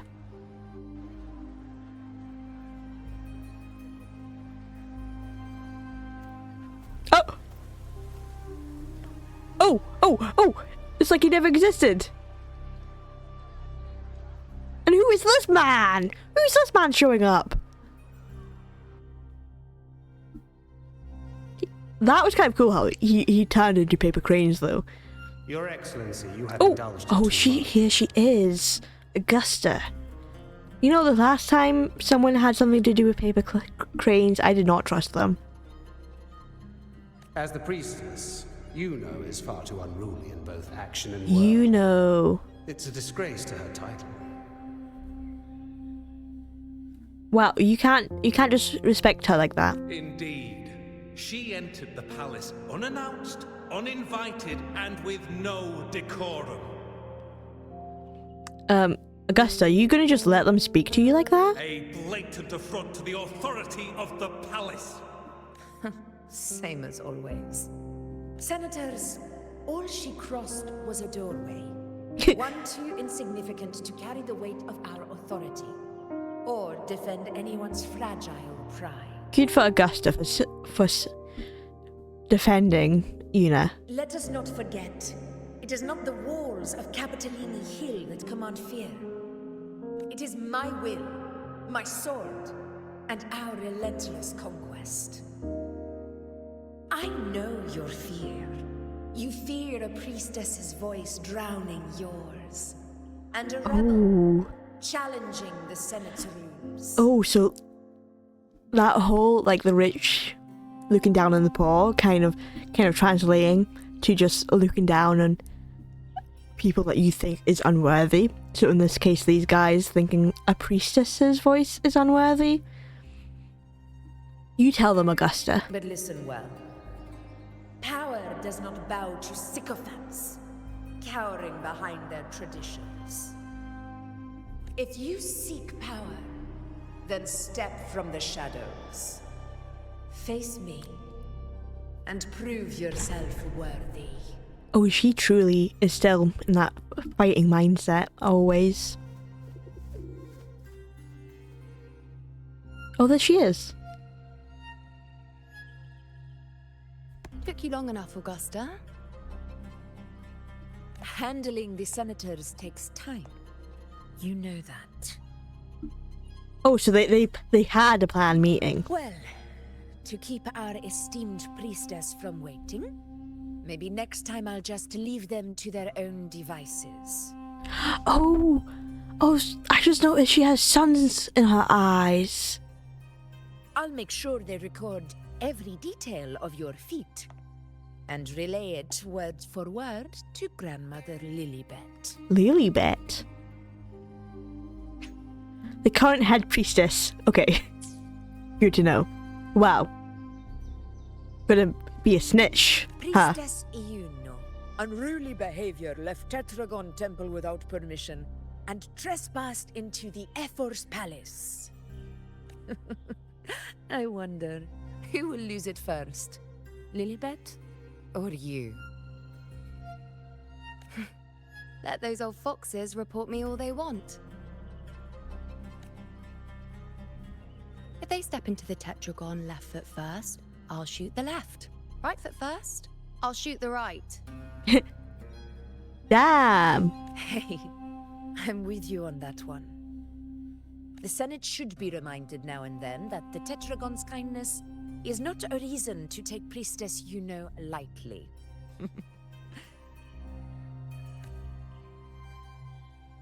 Why didn't you wait there? I had everything handled. We depart for the hunting ground tonight. Hang on, she spoke. I'm gonna say I do kind of really like this dynamic between them. I also really like the idea of them being sun and moon. That's a really nice dynamic to have going. If anything changed, you could have reached me by my terminal. You didn't need to come all the way here. I want you free of duty until that day arrives. You want her free? You're overthinking it, Augusta. I'm here to see that person. That person being me? Grandmother Lilibet said her fate is one of unknowable void. Sounds intriguing enough to make time for. Unknowable void. What is that supposed to mean? So that's it? Too bad. The ship from Laguna won't dock until tomorrow morning, and we'll be gone by then. Ugh, what a hassle. Patience, you know. The warrior has accepted the invitation. So, you'll have plenty of time to meet during the hunt. Oh, Yuno has also been invited for the hunt. So, who's that? Me, Augusta, Yuno, none of the champions. Is that it? Is there something else you want to say?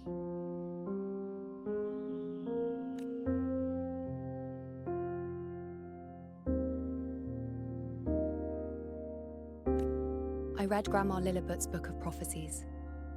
The hunt and our plan, neither end well. So there is prophecies here. Of course there would be. Why wouldn't there be? I wonder if they're like... So, because she's a priestess, I wonder if it's like the priest of Apollo, who in Greek mythology, even though this is Roman, but Greek mythology does steal from Greek mythology. Or something. Similar. They have similar mythologies. But I wonder if instead of Apollo, they've kind of done it as Artemis. Because of Artemis being goddess of the moon. Having like a switch kind of thing. Are you sure? Oh, I didn't even get it. Through with this? I was gonna see what the Book of Prophecies was. There we go. A scroll Lilibet carries, recording visions glimpsed into the flame light. Both this book and the murals within Tetragon Temple are media through which the priestesses of Septimont convey prophecies to the people.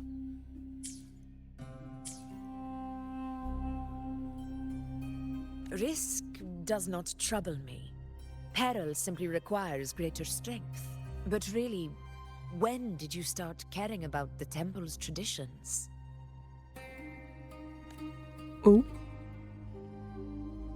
O ye faithless of Septimont, the divinity is enraged. Should your ruler defy their will again, doom shall be your fate. Doom shall be their fate. Lately, I've been You know, hearing murmurs from the nobles again. prophecies are About the always... prophecy from Raguna. Always vague. You never know what it means. I will admit. Until the prophecy comes true. But when our ancestors crossed the waters and climbed these hills, Raguna's divinity didn't get a seat on the ship. And the priestesses all said the prophecy was incomplete. Incomplete? Until I come along? Only the hero of heroes, wielding extraordinary power, risen from the dark tides, shall bring eternity to Septimont.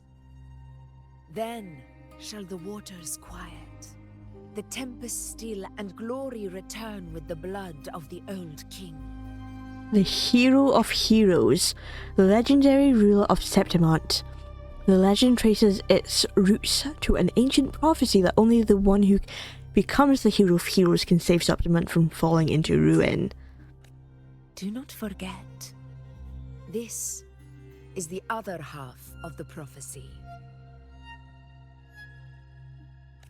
Fabius, Attilius, Valeria, one after another, these heroes have saved Septimont from the brink of ruin.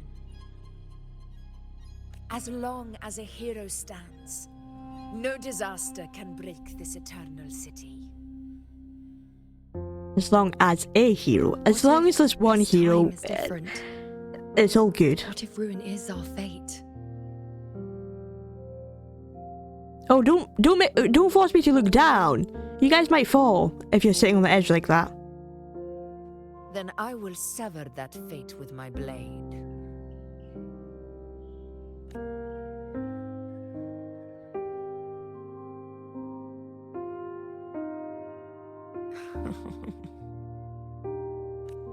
What's so amusing?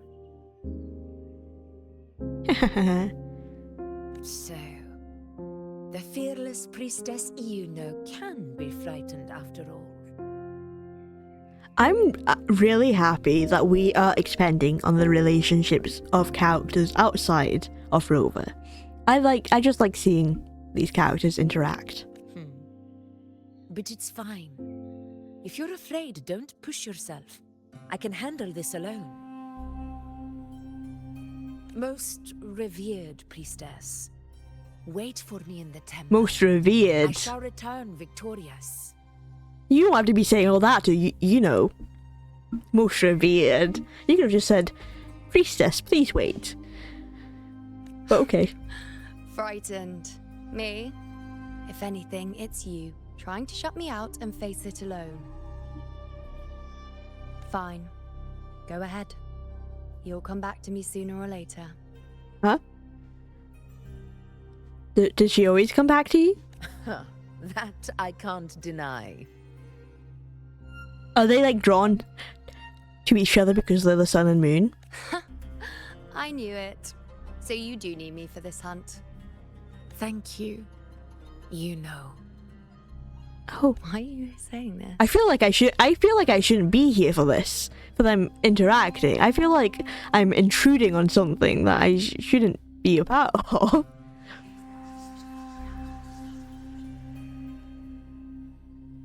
It's very intimate between these two characters. I didn't realize. Just the thanking. Come. You know, my friend. The best way to greet a storm is to walk straight into it.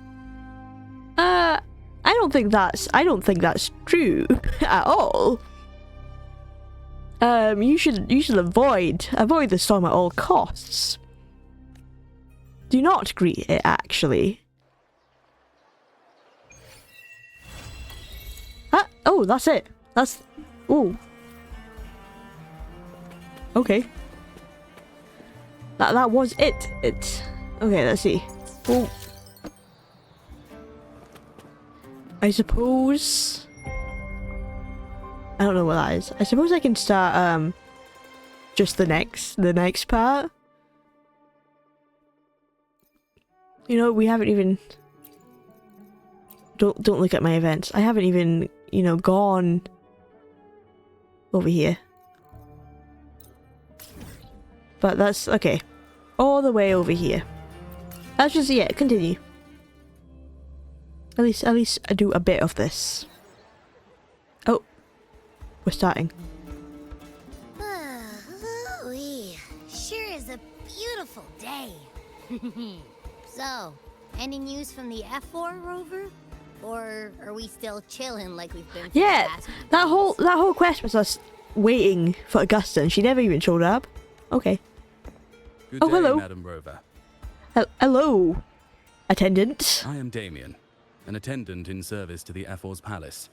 By direct command, I have come to deliver you Her Excellency's personal letter. Personal letter, thank you. It concerns a matter of utmost importance. Take the letter. Why couldn't she give it to me? But okay, I will take it. I suppose she can't just be walking out here. Me and my big mouth. Hey, what does it say? Scooch up a bit. It says Augusta has taken care of everything on her end.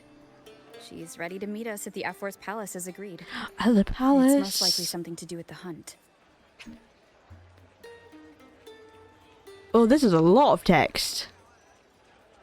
An operation conducted by Septimon's gladiators to eliminate the dark tide and its creations within the Sanguis plateaus. The plateau's unique terrain allows remnant energy to accumulate, sustaining the lingering light cloud hanging over the area, a remnant of the first tide outbreak in Renacita.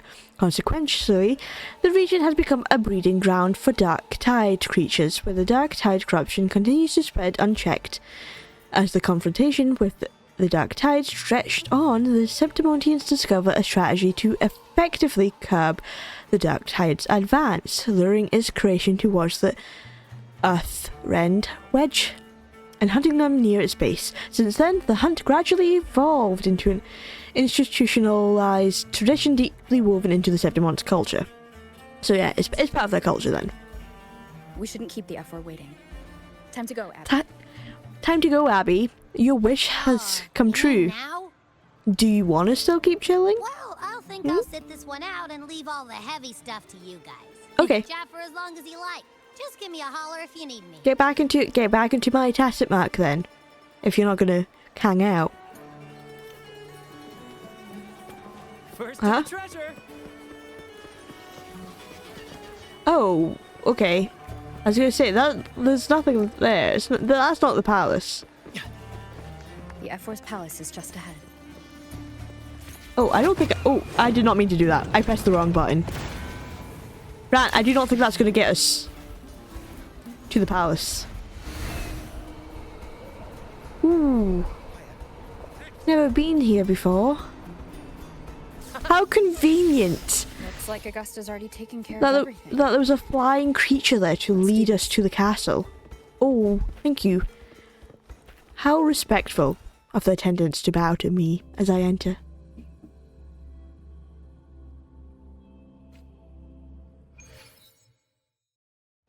Ooh, ooh. The throne here is really cool. I like how it like ties in with Augusta's whole vibe.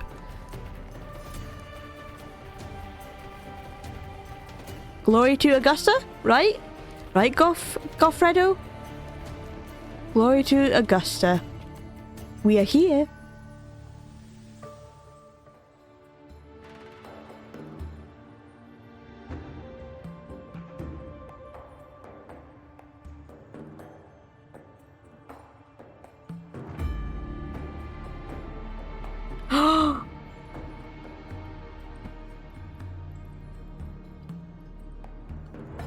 The way she's looking down upon me.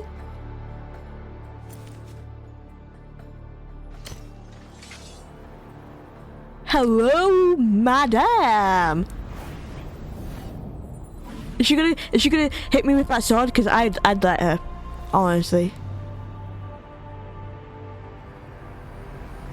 Is she aura farming right now?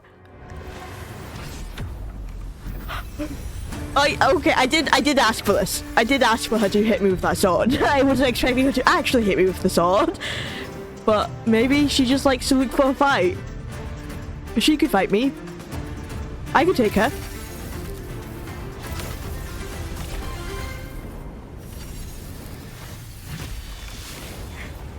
way she teleports! Hello?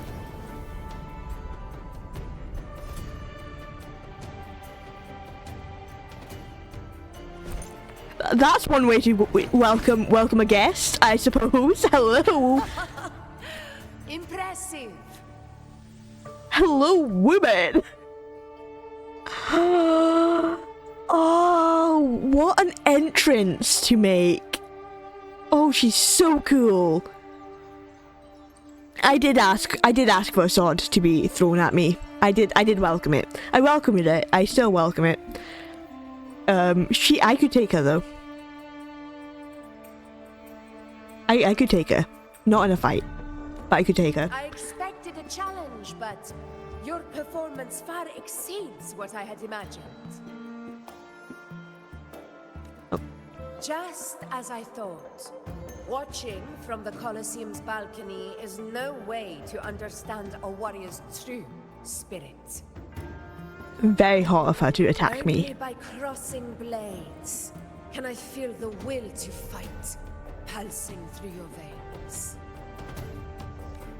Come, step closer. Can I take your hand? Is she welcoming me to take her hand? Laureate of Raguna, champion of Septimont, favored gladiator of Arsinosa. By the honor of these titles, That is a few. Just a few titles there. You stand by my side. I, Augusta, Ephor of Septimont, offer you my highest esteem. You've got a unique way of greeting guests. Do you greet all guests like this? Are you going to greet me every time I walk in the room like that? Because I would happily accept that. You know? Simple and efficient. No need for pleasantries. Here we let our blades do the talking. The Septimont way. And what was your blade saying to me? Hello? Was it saying hello? You and I will have plenty of opportunities to get acquainted. But that's not why I called you here today.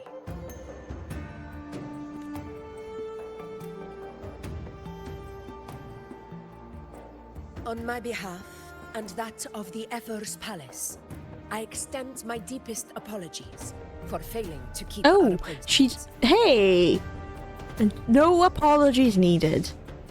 I understand. You're a busy lady. I get it. This delay hasn't dampened your enthusiasm for the hunt. It was urgent. No need to apologise. Your hospitality very much made up to it, actually. You know, you're welcome. Tolerant Very and much made up to strong. it. Just as I've heard. Virtues of a true hero.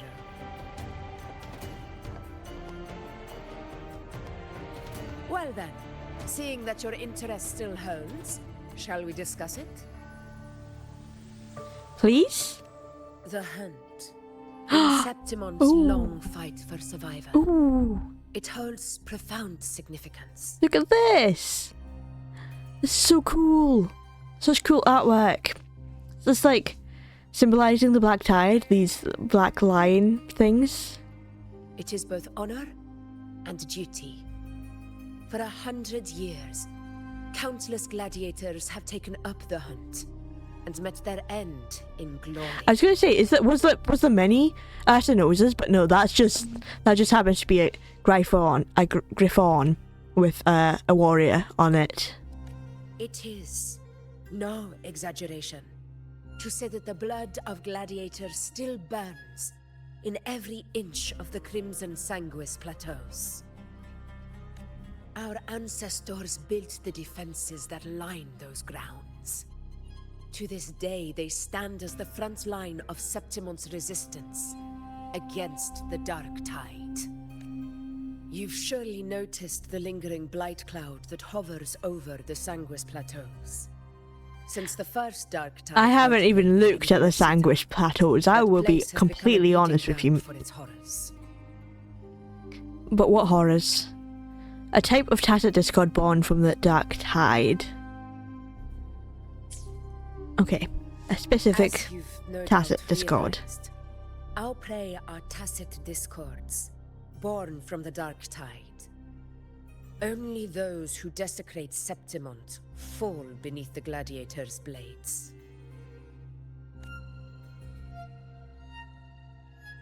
The high tide is upon us, and it will be a storm like no other. My hunting party requires unstoppable warriors. That includes Sacrifices are me. inevitable, but I believe you will be a banner that stands unbroken, Rover. Oh, we sacrificing. Okay, I see. I could be one of those sacrifices. There are plenty of great gladiators in Septimont. Why do you need me? Why haven't you invited them? What made you invite me on this hunt? I'm also gladiator, technically. Septimont takes pride in its many remarkable gladiators. But you are exceptional. A grand hunt awaits us, and my warriors and I long to do battle alongside of fighters such as yourself. Of course, the will of the extraordinary deserves to be heard. I'd like to know your thoughts on the matter. I agree to join your hunt, but I have my own goal to accomplish. Straightforward. To defeat the Dark Tide? I like it. Is that As for my way? this goal of yours, Oh yeah, what is my goal? Share what you've learned about the Sentinel's relic and the journeying paradise. And also, yeah, getting the gem. That's my goal. That was my original goal. That the Fractus stole. Ah, yes. The Journeying Paradise. I've heard that laughable name before. A pity the hunt was made to shatter that little fantasy. As for the Sentinel's relic, go to the Earthrend Wedge. It's where the Sentinel Imperator first descended upon the Sanguis Plateaus, and is the epicenter of every hunt to this day. Go to the Earthrend Wedge, a colossal wedge-shaped structure located in the low levels of the Sanguis Plateaus. It's descended from the high heavens alongside Renacita's Sentinel Imperator, who had full control over it. When the first Dark Tide outbreak struck Renacita, the Earthrend Wedge was activated. Its energy field effectively suppressed the light cloud above the hunting grounds, preventing it from spreading into Septimont's urban areas. Subsequently, the Dark Tide stemming from the clouds has been mostly contained within the lower levels of the plateaus. However, due to its significance, not even Septimont's highest officials are permitted near it. No. But if that is what you wish, say no more. I will make it happen. Okay, you have great trust in me. Considering the fact that, yeah, you don't let your highest... What is it? Yeah, highest officials near it. But you're gonna let me, a stranger, near it? Insane trust. The trust I place in you stems from your recognition of my character. I admire your honesty, and I will honor it to the fullest. Only those bound by trust can go the distance together. I look forward to the hunt ahead. It honors me to journey by your side. And it honors me to be by your side, always. When do we leave? Do we leave now? Patience, my friend, is the first step to becoming a hunter. But Rover's not patient. Rover just wants to fight some discards. Wants to gut them. When the storm rages in the skies southeast of Septimont, I will await you at Tempest Cliffs. Tempest Cliffs, located on the outskirts of the city of Septimont. It's the air terminal where gladiators cross the canyon and make their trip to and from the Sanguis Plateau.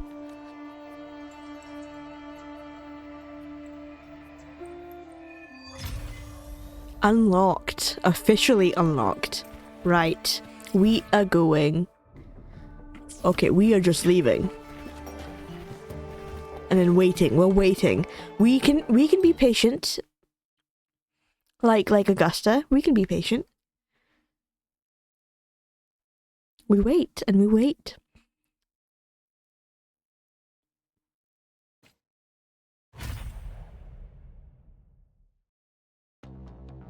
Oh, the music has changed. Intense music. That's another full stomach for Abby. Huh? Hey, Rover? Look, over there. That's a storm.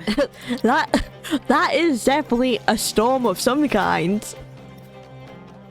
Does that mean I have to have a storm in my hair as well? Hang on. It's been a while. There we go.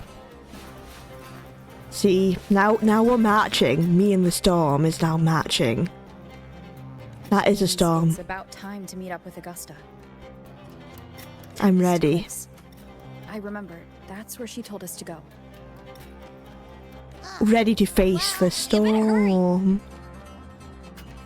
Same as always. Call me when you need me, and I'll be out in a flash. Abby doesn't really want to be out in a flash. I know Abby. Abby doesn't want to be with me. Abby wants to sleep. Is the music intense because I happen to be in this area for the another champion fight? Because yeah, the music's changed again. I only walked not that far away.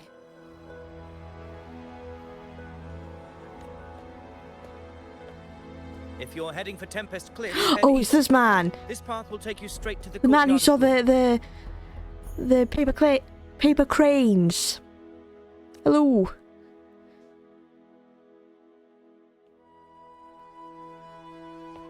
And you are? Or perhaps, would you care to travel with me? Are we travel buddies? After all, who we are share you? the same destination. How do I trust you? Your reputation precedes you, honorable rover. I am Gladiator Avidius. At your service. I really like the purple he has going on. I'm not being biased or anything, but I really like the purple that he's got going on. Are you also here for the hunt? Gladiating and hunting are the very pillars upon which the glory of Septimon Actually, stands. the purple makes sense. I believe no gladiator would refuse such an honor if invited. I'm pretty sure if you think of Rome, you'll think of red and purple. At least I think they have purple vibes. Rome. I don't know exactly what part of Rome has purple vibes, but it does have purple vibes. So it makes sense. If you'll follow me, honored guest from afar. Can we trust this man though? Strange. Isn't it weird that how he just happens to be here? I'm following you. Augusta so go. spoke of the great surge we are about to face. The Ephor speaks the truth. And this year's high tide has come later than usual. Oh, I can't even sprint. It's a shame even the sharp ears of the Senate could not chisel through the high walls of Tetragon Temple to hear the whispers beyond. Is this an auspice of calamity or a prelude to a new legend? Only time will tell. He slowed down for me. That's appreciated.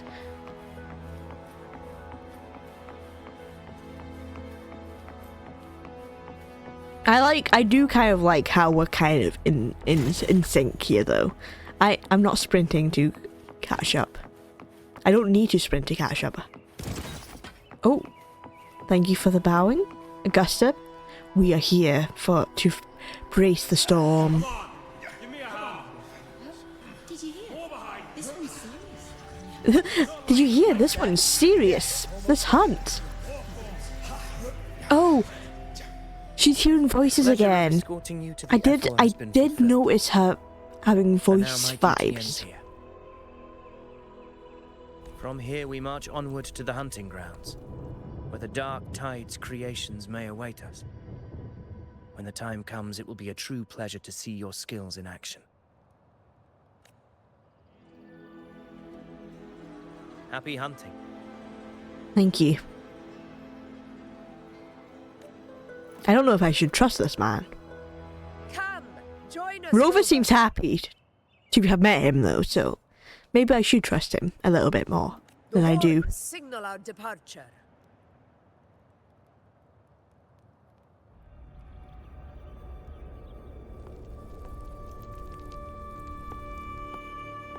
Are we flying over? Do we set out from Tempest Cliff?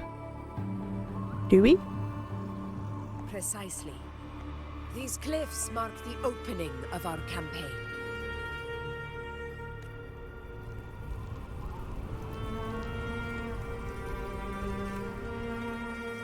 But there's no bridge.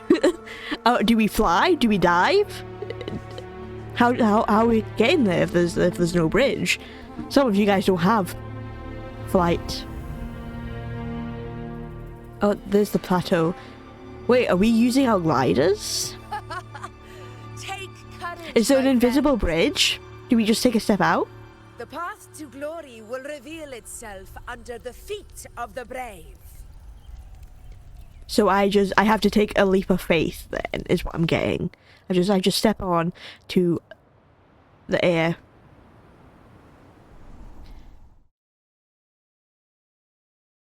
Hello? I was getting ready. Oh, okay. Oh! Oh! The Gryphons are taking us over! I thought there was gonna be an invisible bridge. See, they jumped off. I would have just, like, walked off. Augusta said have faith, and I was gonna have entire faith in her. If I walked off, I would be fine. If I walked off, I'd probably plummet to the ground and smack my face off a rock or two. Was that? Oh, there's the dark tide. No wonder the image had Gryphons in it. Because that's how you get here.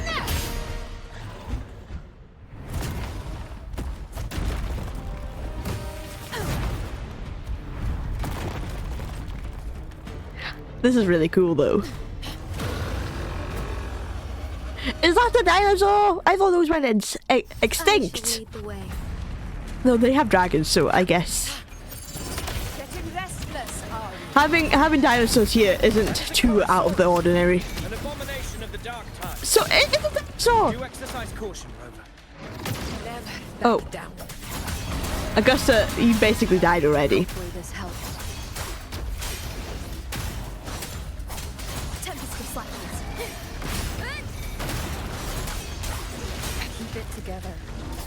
We Oh, house. Augusta's healing though. Unfettered by bounds. Annihilation. Fight by my side. Oh, hello? Hello?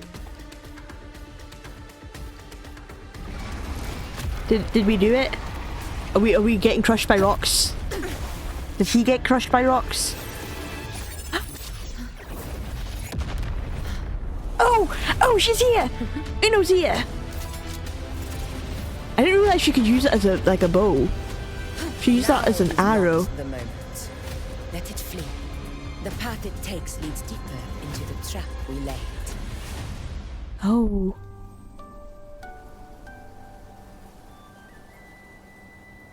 We following? That sound. Oh, we walking. We calm. It's from Hornet. We don't care. An echo. We don't care that there's a Signaling dinosaur you up retired ahead. for the day, that's all. Augusta, time to bring your party back to the Hunter's Den. Of course, priestess. Your See, arrows now I'm won't third hurt wheeling. Better time. Seeing that Rover is here, I'll take that as a compliment. Oh, this is pretty though. This whole place, very pretty.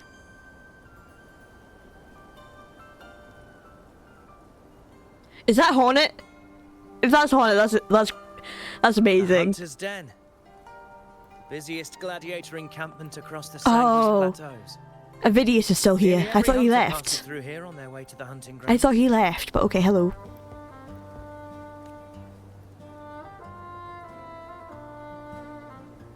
We will rest here before setting off for the next hunt. I must admit, this place is rather magnificent. I suppose my predecessors forsook the peace they ought to have enjoyed, just to share this hard-earned land with these hunters. This is a lovely place to Such camp. magnificence is rightly owed to the temple. Temple.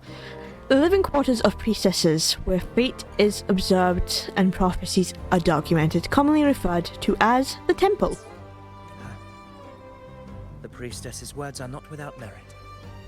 I am well aware that I stand under blessings and will forever remember the sacrifices of the temple. Now, if you'll excuse me, I'll be taking my leave. Again, I thought you'd already taken your leave. I was surprised to see you here again. Oh, Yuno doesn't like him. Though we've already met, I suppose a proper... Yuno doesn't like him. If Yuno doesn't like him, then I shouldn't like him either. I am Yuno, priestess of the Tetragon Temple. I've heard about you. The priestesses got to call the shots. I've heard about you. The priestesses have the gift of prophecy. Well, aren't you caught up on things? What you say is true, though I've long since grown tired of such affairs. Oh? Come now, Rover. Surely you can find me something more interesting to occupy my time. For instance... A priestess who's bored of being a priestess? A very nice concept. Quite frankly, when it comes to dealing with the dark tide, none of these gladiators can hold a candle to me. Ha! Look at those looks. I've seen them all before. Do they look down on her as well because she's not a proper gladiator? What can I say? When you're as dazzling as I am, jealousy tends to follow. I do like her. I'll be making my way back, Augusta. She is dazzling. Lest my shine further sting the eyes of certain people. Oh, I just noticed her hair. I've noticed before, but her hair is like different shades of blue. But I've noticed like at the ends, as it goes into the lighter blue, it kind of has like white dots to symbolize like it being stars, which is very cool concept for being tied to a moon character. I really like that. If you find yourself with free time later, consider visiting me at Tetragon Temple. Not every Outlander is granted access to its sacred... Not every Outlander. Make the most of it. Everyone loves the Rover. Always inviting me to things that not normal people are invited to. To see Yuno hold back like that. You must be someone different to her. You two seem very close. Right? They do seem very close. Perhaps. They have a share nice some common sort of banter traits. between them. Don't let her unruly side fool you. She is as dependable as they come.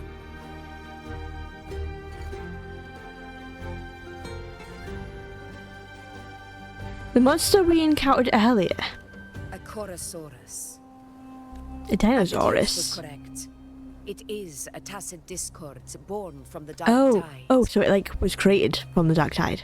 What he didn't have the chance to tell you is that it is the deadliest Chorosaurus of them all. We call it Tyrannos. Like The a vanguard of the dark tide that rides Like a south T-Rex. to reach our lands. The Threnodians' attempt to plague Septimont never came to fruition. But do not mistake that for victory. Our enemy will not bow so easily. The dark tide, immortal and indestructible, carries out the will of its creator, the Threnodian Leviathan. Yes. The Leviathan. Only the Earthrend Wedge, that bears Sentinel Imperator's power, can sever the link between the Dark Tide and the Threnodian, burying the calamity deep beneath the Sanguis plateaus. The hunt is how we disrupt the Dark there's Tide's that Dark Tide frequencies creature. by capturing and eliminating its creatures. By capturing it? Can you not just eliminate it first? I don't like the idea of capturing a Dark Tide creature. However, the Earthrend Wedge's energy range is limited. Our mission is to deliver a true death to our prey. Meaning we need to hunt and kill the beast near the Earthrender. Is that how we stop the Dark Tide from spreading? Yes, and it must be done within Maroonwood. Maroonwood, the main hunting ground on the mid to upper levels of the Sanguis plateaus, where generations of Septimontians battled for the Dark Tide and its creations. This confrontation with Tyrannos was expected, but it's not a fight anyone is eager to face. That beast is well aware of our plan. It's no mere prey.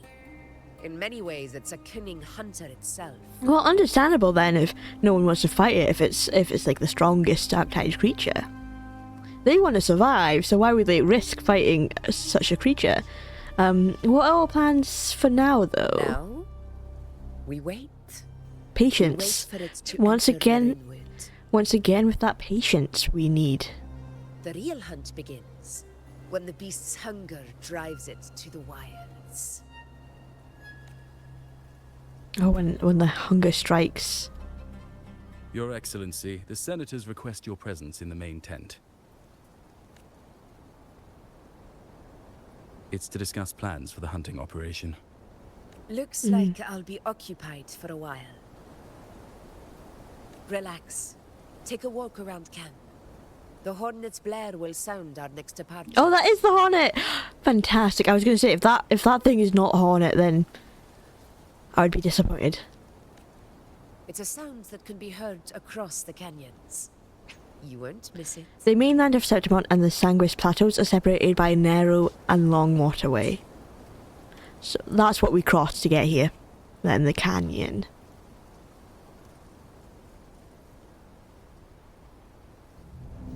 Whispers? She's getting the whispers! What does that mean? That can't be good. That cannot be a good thing.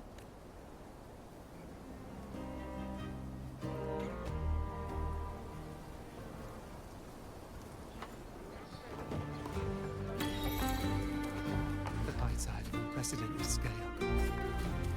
This guy's like almost Hercules. We got an achievement though. We got 2 achievements. Oh yeah, complete. Yeah, and then arrive at the den as well.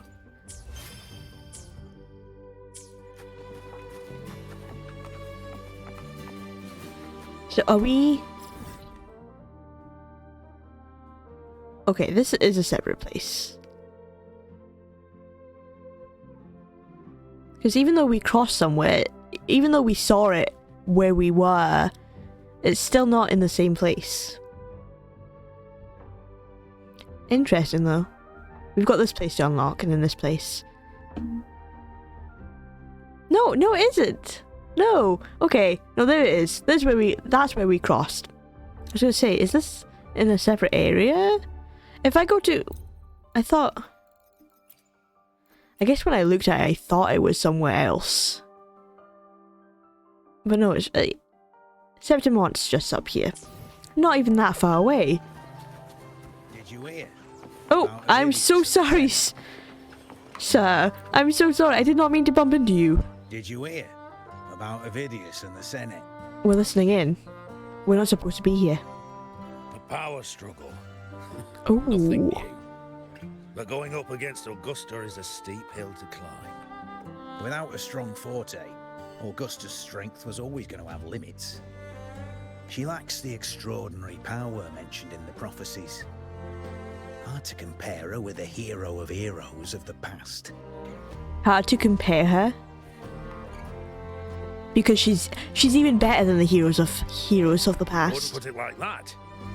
Knowing how Augusta operates, Avidius would even have risen to prominence if she hadn't allowed it. Avidius wouldn't have risen. That kind of grace is the mark of a real ruler. Oh, we were talking about what makes a real ruler earlier. Interesting that these guys are bringing that up, though. You mentioned visiting her at Tetragon Temple. Got a bit of free time. Might as well pay her a visit. Is the temple here then? I thought it would have been at like over there. Soar against the winds. Forgive me. Hang on, let me unlock this first. Can I do any wishes to get Yuno? No, I cannot. Didn't think I'd find something this grand way out here in the hunting grounds. This is Sign of Yuno, though. a very nice temple. Very, you can tell by looking at it that it's going to be some sort of temple. And then of course it has the sun. Wait, now that's even more interesting. If this temple I mentioned earlier, prophecy and Apollo, the sun god, being entwined, and then being the moon, but and then having the moon goddess be prophecy instead. But what if the temple is still like the sun god, and being a priestess but not wanting to be a priestess, going against what a priestess stands for, and that's why she symbolizes the moon rather than Are those the sun. murals on the wall? That is a mural. Oh, look how pretty this is, though. It's like the dark against the light. Ooh, okay. Examine the large mural. That is very pretty. I love the artwork. Wait. Ooh.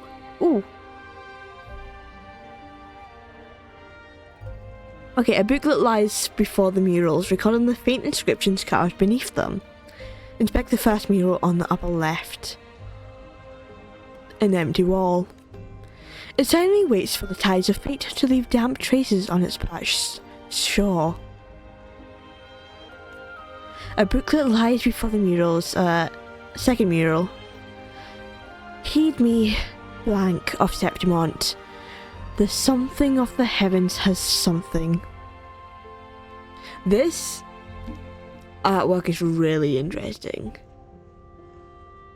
This looks like someone mourning for someone. And then this person looks like the willing to kill.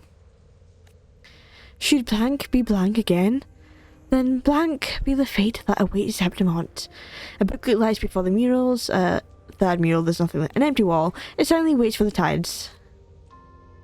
Leave. That's not even the mural we went to look at. The murals do not fade. In the silence of time, they remain waiting for your gaze. That's not even the mural we were looking at.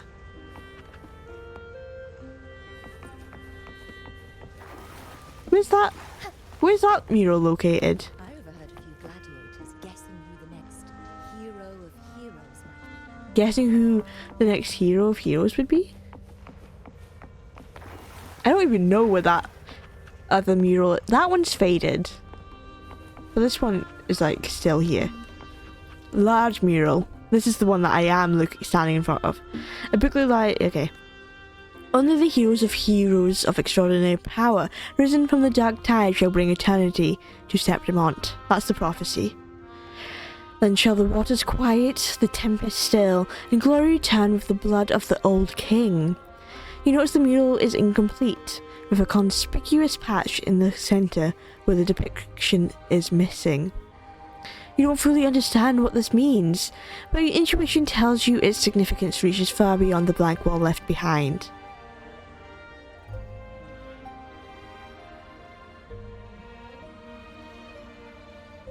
Oh, I just noticed there's also a evil person, small person here. It seems you too have taken an interest in the temple's Oh, murals. hello, Avidius. I have, yes. The murals are gorgeous, absolutely beautiful. What do they mean? Yeah, they are there's the works of past priestesses. small guy over there. They depict prophecies glimpsed in the sacred flames. Ones already fulfilled, and ones yet to come. Oh, interesting. One has been fulfilled. Sacred flames, a unique flame produced by igniting specific minerals. Its appearance resembles sunlight more than ordinary fire. The precise types and proportions of minerals used to create this flame are closely guarded secret, passed down exclusively through generations of priestesses.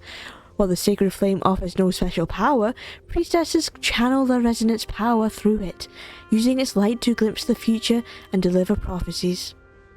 Yet, to the priestess, the sacred flame is more than just a medium for divination. They view it as a celestial light descended to the mortal world, often referring to it as the flames. In any case, all these murals point to two prophecies of importance. The first is a Ragunesi prophecy condemning Septimon's lack of faith in the Sentinel. Septimon's lack of faith. Hear this, O faithless ones of Septimon. Oh, this one. The divinity of the high heavens has grown enraged. Should your monarch once more stand in contempt of their will, annihilation shall be your fate. Annihilation.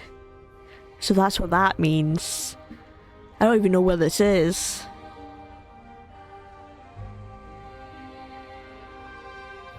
So this is the divinity. And then this is the annihilation. The destruction. The second is a continuation of the Ragunesi prophecy, delivered by Septimon's priestesses. Only the hero of heroes of extraordinary power, risen from the dark tides, shall bring eternity to Septimon. This one I haven't seen. Then shall the waters quiet, the tempests still, and glory return with the blood of the old king. Of the old king.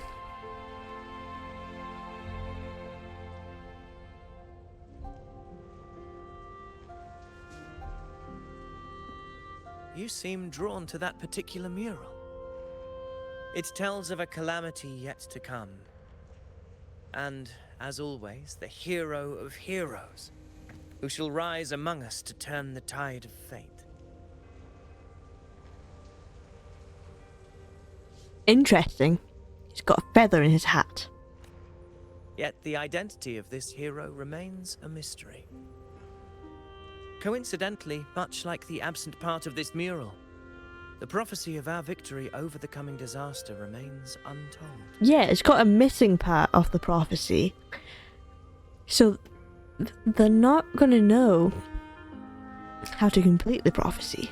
Whether the priestesses can't foresee the fate that awaits, or whether the true prophecy is meant to remain hidden, is indeed a question worth maybe it's pondering. meant to remain hidden until the heroes of heroes reveals themselves. Our would-be hero of heroes, lost in daydreams again. What is it this time? Staring at an empty wall, hoping one day it will bear your name? Does Avidius think he's the heroes of heroes? Gosh, it could never be him, of all people. I happened to wander by, passing the time as one does. No need to trouble yourself with someone as inconsequential as I, priestess. Inconsequential? Come now. Everyone knows you're the Senate's golden child. Golden Those child. wounds when He does standing look like he would be a golden child. hang on your every word. You know. Hi, I'm here. I'm here too. Hello. Have you been waiting long? Oh, I can't believe he got to you first. Honestly, loving the despise coming from you know. Golden child. Respects to the heroes fairly commonplace. Surely we needn't allow rivalry to come between us. Like, why? Why does she dislike him? Is there a reason? I'm not blind to your tricks, Avidius. Do you really think Rover would take sides with you? Honestly, at this moment, I would not know. Just because I'm suspicious of him. I'm suspicious of every NPC right now. Anyone else would be the perfect act to prove you're the prophesied hero of heroes. 4 expeditions to Main's Deep, plus a home leaf medal, and now you think you can usurp Augusta's place? Don't make me laugh. Steal Augusta's place? He better not. He better back off if that's the case, if that's his true goal. Main's Deep, the ruins of a bygone civilization said to be hidden deep beneath the Sanguis Plateau. Its entrance is located in the wastelands. Long ago, it was visited by the 3 heroes of heroes from Septimont. Legend has it that those who manage to set foot in Main's Deep can hear the whispers of the heroes of heroes and thereby gain powers rivaling their own. Some also hold that since the heroes of heroes walk this place, the journey to Main's Deep has become an inescapable trial for any who would claim that title. Home Leaf Medal, a medal bestowed by the rulers of Septimont, exclusively to gladiators who demonstrate exceptional performance in the hunt against the Dark Tide. It is regarded as one of the highest honours among gladiators. Oh. He's a snake, that's what he is. I'm asking what it is anyway, even though I know. Leave the room, will you? I did read it. I read exactly what it was, and it still asked me to ask you what it is. Please. I don't deny that I am ambitious and aspire to better my Why is he station, over there now? but I value my Was he duty always to over defend there? Septimont's glory.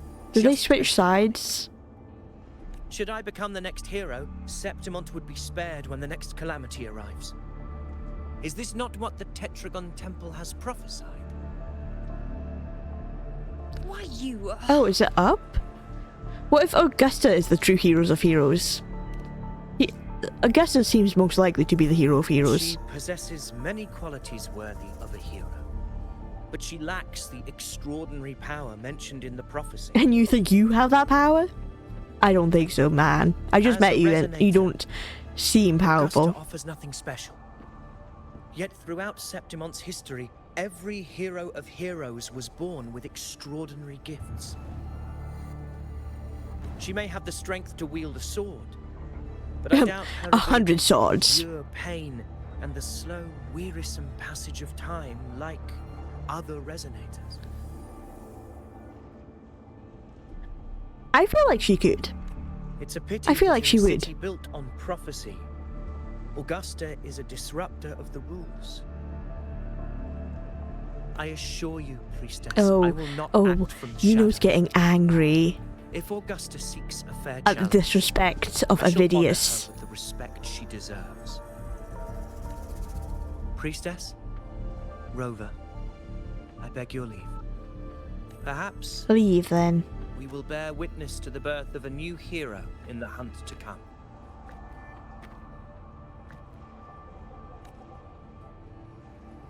Don't listen to that man. Well, there you have it. That's the gist of it. Finally, some time together, and now it's all ruined. Don't listen to that man. I don't understand. Given Augusta's prestige, the Senate has no real advantage in seizing power. What's their angle? It all started when Augusta shook things up the moment she became Ephor, especially in rooting out corruption within the gladiators Aegon while ignoring the senators in the process. Naturally, it ruffled some feathers. Some even accused her of undermining the spirit of gladiating. In reality, they're just upset their piggy banks got smashed. Undermining the spirit of gladiating. It's too bad that the spirit of gladiating was hating on anyone who was beneath them. More importantly, this is exactly the kind of chaos Augusta wanted. That idiot. Oh, does Augusta look for chaos? She even went so far as to say, the citizens of Septimont only need to be loyal to Septimont, not her, Augusta. And then, like it's nothing, she tells me that the Ephor position only matters when a strong gladiator wants it.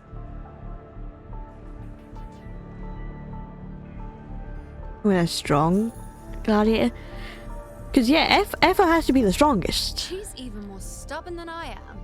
I think she would happily pass on the title of Effa to anyone who could defeat her. Are you worried about Augusta's capabilities? Now, why would I be worried about that? I'm sure you've seen her sword. The inlaid blades are trophies of every gladiator she's defeated. Which is insane. Every time I hear about it being all the weapons that she's defeated, I'm always impressed by that. Even ones with decent resonance powers like Avidius, she eats for breakfast. Though Avidius makes me rather uncomfortable. It's got nothing to do with his stance, it's more of a hunch. Something More about of a him feels feeling. unnatural. That's how I feel. It's like I don't know why, but I don't trust that guy. Or maybe I'm just overthinking it. Nah, I'm on the same page as you, you know? Sometimes you just have a feeling that an NPC is not trustworthy, and that man, Avidius, he feels like that. He feels untrustworthy. I don't know why. It's the Griffrex. It appears our prey has finally come out for some fresh air. The Griffrex. Native to the Septimont region, Griffrexes once coexisted with the ancestors of Septimont who sought refuge in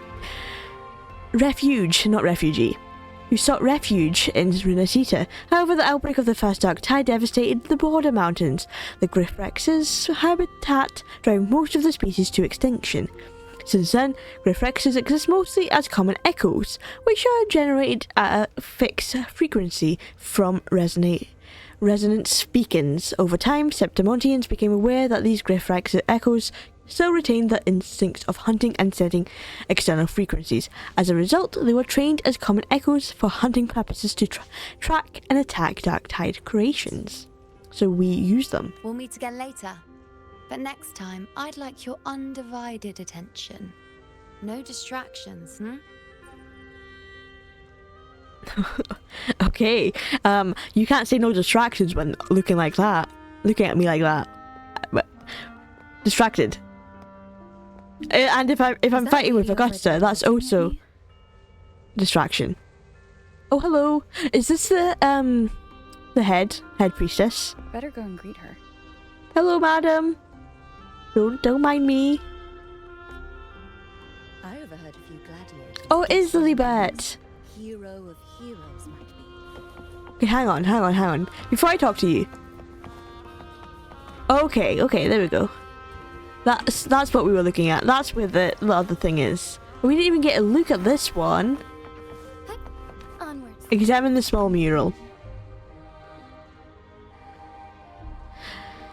Okay, inspect first mural. Fabius, the one who walked with the Sentinel Imperator, prophesied hero of heroes. The untamed black and tide surge, its sinewy arms outstretched, with hands steadfast as stone. Fabius led through the storm, ascending to the eternal highlands. The victor's flag flutters in the wild winds from the sea forth. The lands beneath my feet shall belong to Septimont. A booklet lies before the murals recorded. Okay. Upper left. The monument Attilius, prophesied hero of heroes. An unyielding spirit, a valiant conqueror. When the black waters fell from the heavens, he was the ironclad dam that stood between Septimont and the calamity. Okay. Third mural. The untarnished blade, Valeria, prophesied hero of heroes. She, sole monarch of the land of pursuit and huntsmanship. Our noble queen shall raise blade and spear, slice the throats of beasts, and reclaim Septimont's eternal glory for the chokehold of the Dark Tide. Perfect. I want to see that.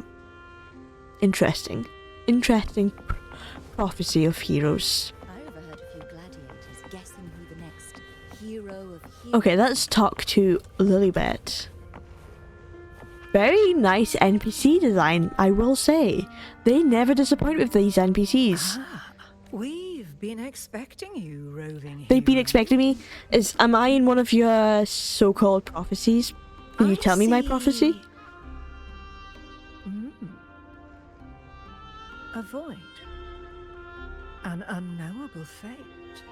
Oh, you can't tell me my prophecy then? Worry not, my child. A void is by no means nothingness. It kind of sounds like it is, but I will trust you. Follow its guidance and let it lead.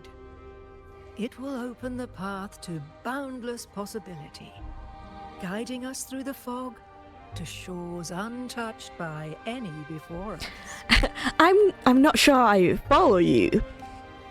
What? The elderly priestess does not respond. Of course she doesn't. These priestesses are all the same. They're always so mysterious in their ways. Her gaze is fixed on the blazing flames, her mind seemingly far away, lost in another realm. Okay.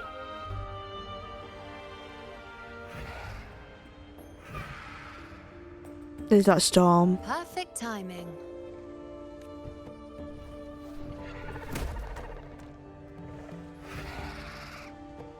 I thought this was a Griffon, but I guess it's a Griffrex says. Huh. I wonder what Grandmother Lilibet and Rover are talking about. Never mind. It can wait. Let's get eyes on this beast, Aquila. Aquila? Surely she should be suspicious about why I'm talking to Lilibet. But, okay. If she trusts me talking to her grandmother, the head priestess, that's fine. Where are we going?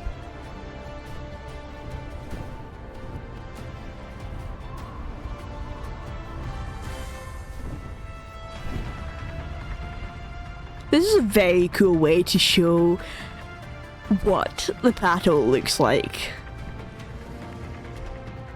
Oh, look at the trees. Okay, so I think that's where we wanted it to be. It's gone. It's gone where we need it to be.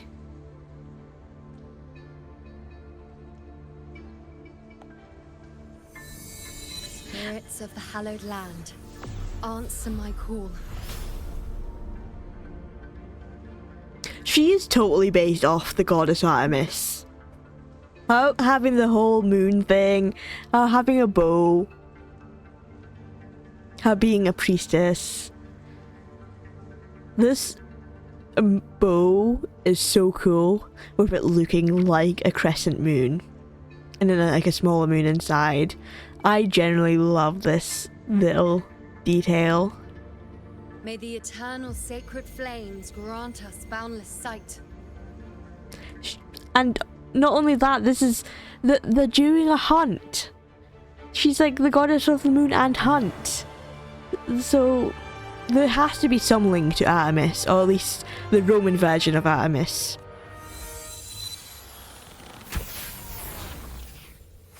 Oh. She lit the flame. She lit the bacon to let us know that the hunt is on.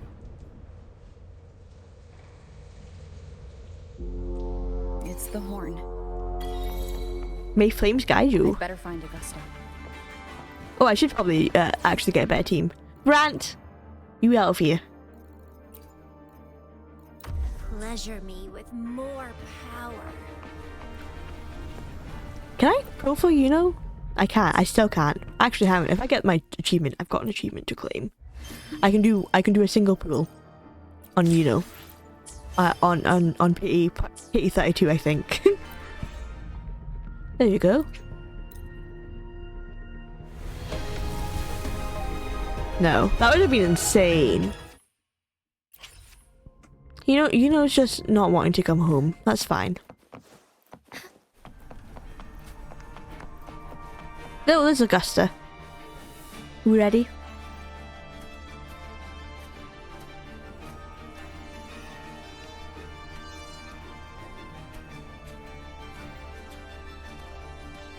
I'm ready. Over there. Over where? In the woods? In the forest? Behind in the that storm? cliff is the Earthrend Wedge, a relic of Sentinel Imperator as ancient as these lands. The destination of your journey. My promise to you. Our shared goal.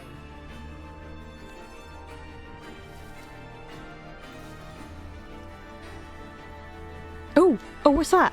What is this? What is that? An anchor stone made from tacitite formed Tacitite. around the Earthrender.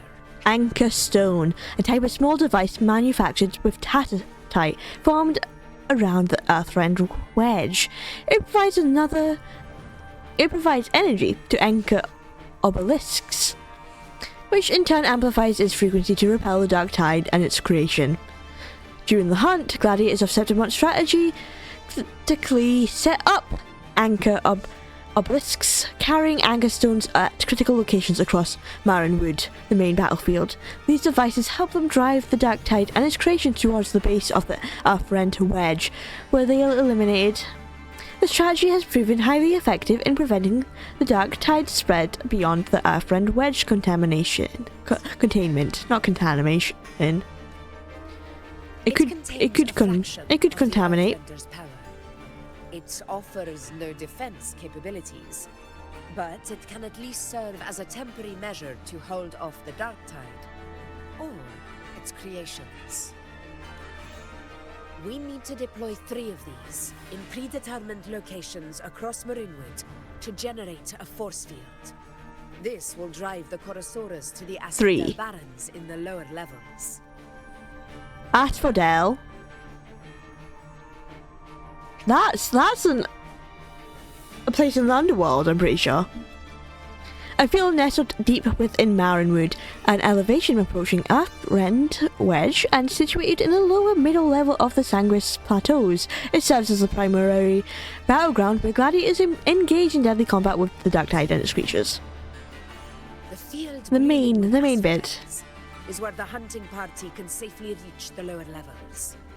Judging from the height, it's close to the Earthrender's base. In that field of glory, we will grant Tyrannos the death it deserves. Oh, look at that. Dark tide energy. That black fog. Tyrannos' calling card is the vanguard of the dark tide. Our prey isn't exactly known for playing by the rules. Marinwood lies on the other side of these cliffs. That beast has reasoned we're likely to take to the skies on Griffrexes, and has laid an ambush, waiting to drag us down into the abyss. A Chorosaurus that knows how to set a trap, waiting for its hunters to walk right into it. Quite an interesting opponent. Yeah. Well, we ready? Gladiators, march with me to the hunting grounds. Let the sacred flames ignite your resolve. The enemies of Septimon shall bear witness to our might. Funny how Mr. Blonde isn't here. Isn't that funny? Oh, not the whispers again. Is something affecting her? Is something like speaking into her mind to force her to do things? Is this what the whispers are?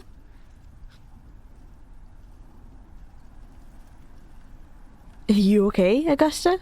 You can talk to me about the whispers. Let us be on our way.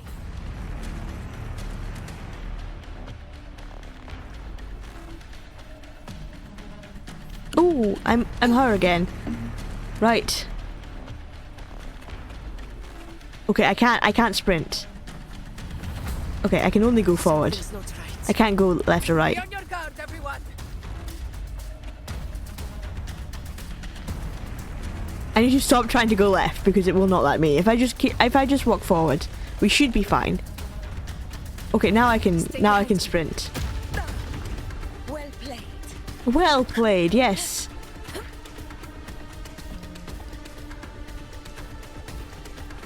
Let's try and avoid being hit by fireballs. Dark tide. Over there. Ah, there he is, Avidius. Excited, are we, Tyrannos? Funny how Avidius is showing up when all the disaster is happening. Isn't that interesting? Oh, we destroyed that dark tide. Why are we going backwards? Cunning bastard. Oh, locked perspective.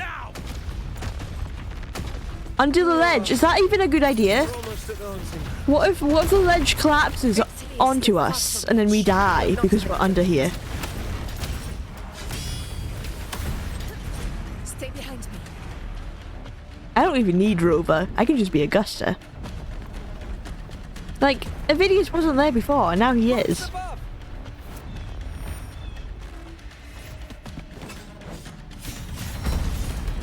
Nice. Nice slicing. Show Avidius who's boss. Do something before Avidius can show that he can do something. Like, what's Avidius doing other than yelling all the time? This path will take us to the Oh, okay, actual team now. I liked actually being Augusta. Just in time. My swords had enough of waiting.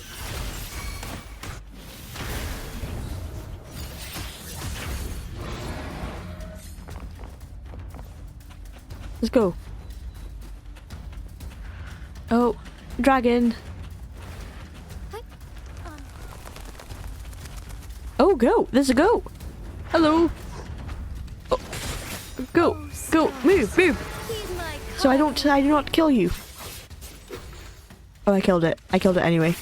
I didn't mean to kill the goat. The goat just happened to get in the way. Such carnage. Oh. These tricks Oh, do people not have died. Avidius, take a response team and get that anchor obelisk functioning. Rover and I will provide cover. Oh, wait. As you command, Your Excellency. The bridge moving is so cool when I jump on it. That's such a cool detail. I could jump on this bridge all day.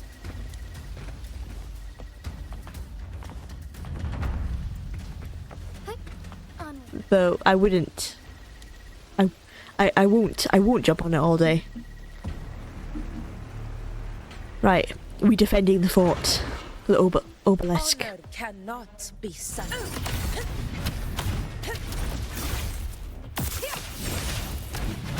Oh, she's so cool.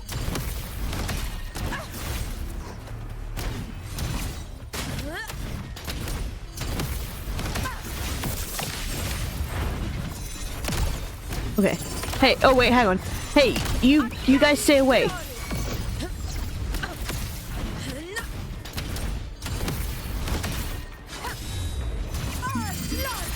Ultimate. I forgot how cool she is in her ultimate. Damn, Augusta.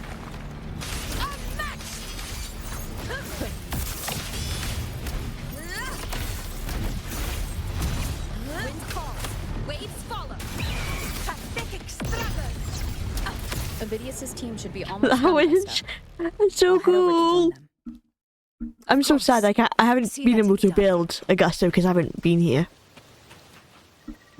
That was so cool. Your aid couldn't have come at a better time. We were just about to insert the anchor stone into the obelisk. Let me do the honor. Obelisk.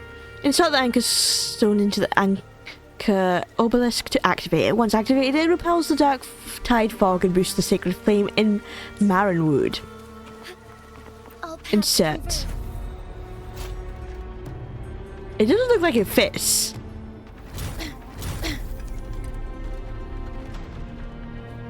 Oh. Are we gonna punch it? I think that's I think that's just gonna break your hand. Did we need to punch it? Was that necessary? I feel like we could have inserted it another way, another camera way, without breaking fists, breaking bones. Excellent work, Gorn.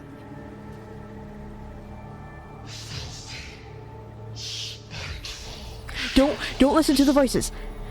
Don't listen to the voices.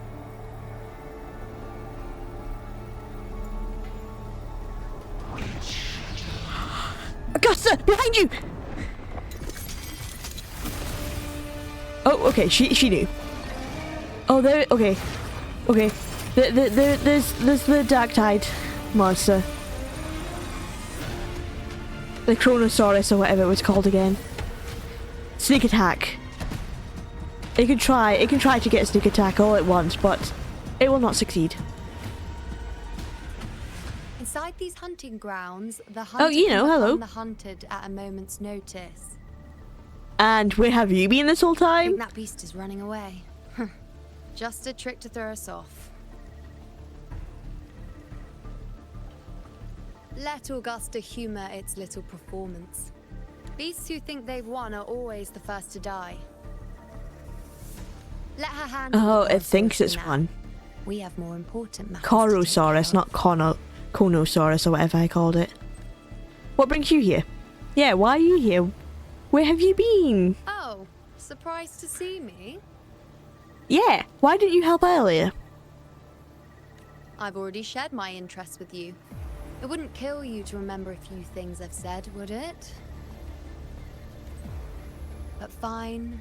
Since it's you, I suppose I can let you in on the secret. Because she wants to be a hunter? The Corosaurus is just an appetizer. I've got bigger fish to fry. So they're bigger than the Corosaurus. A Threnodian? Does she want to kill a Threnodian? I don't think that's possible. Okay, let's continue. The next anchor obelisk is on the other side of the plateau. On the other side? Impeccable timing, my dear priestess. Wing rays are here too, huh? Does that surprise you? Augusta and I prepared it all well in advance. It didn't take us very far. It could have taken us further. Oh, we needed to be here anyway. We've lost sight of Augusta and the Corosaurus. Let me see your terminal, Rover. Oh, here. I guess I'm giving it to you. I guess I trust you that much.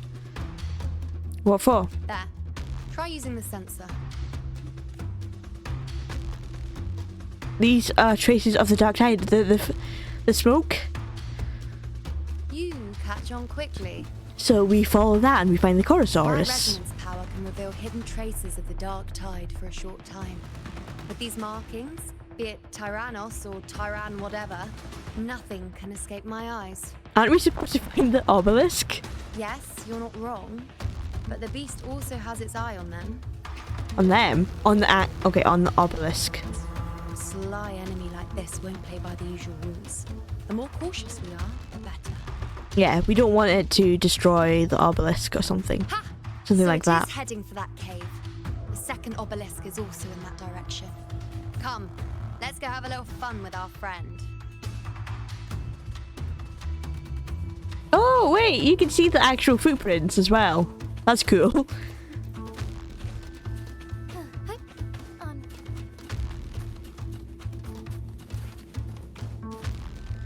Sensor.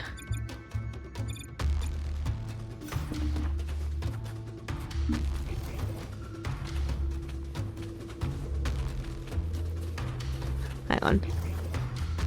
Okay, and then it spawns it more. Let's see. To see where it's truly going. It's going up there. I would have gone straight in forward. I would have gone straight that way, but okay. The second obelisk should be at the other end of this cave. Mind the tacit discourse. Ah. I'd be more worried about yourself, would-be hero. Try not to slow us down. Yeah, Vidius. Stand down.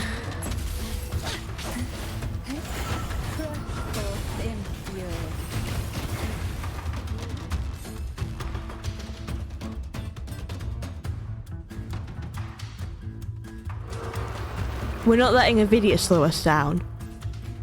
Behind you. Oh. It always just, it sneaks up. I swear. It must turn invisible.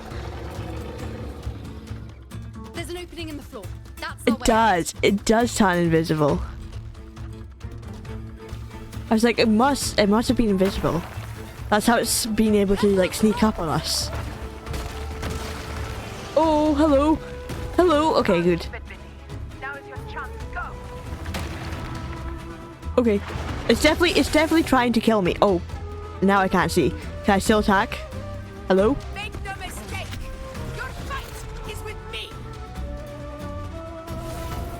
Oh, here she is.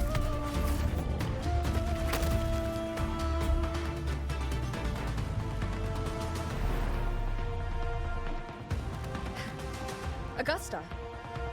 Oh, we're back with this Apologies for the delay. team. We warned. The Chorosaurus could return at any moment. We should leave. Okay, I'm trying. Here it comes. Okay, I don't know if I should have attacked. I thought maybe if we attack, we can like damage it, scare it off.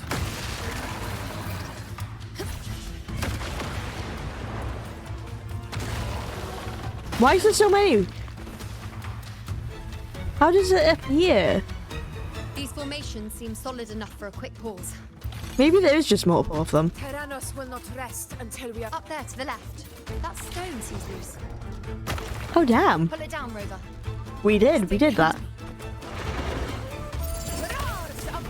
I feel like it should give us Yuno as well to play as, because she is here.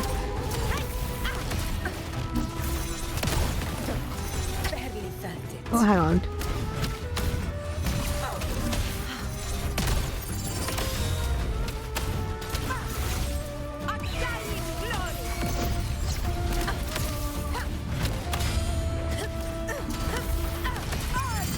Okay, there we go. Ultimate. Her pulling out another sword is also really cool. It's the obelisk. Leave it to me.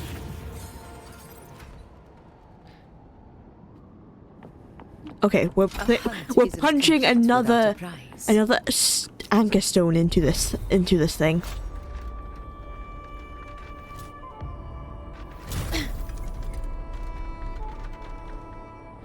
Pull that down. Oh, pull that down. Punch, punch. Break out a fist. Okay, and then we just need to get one more obelisk.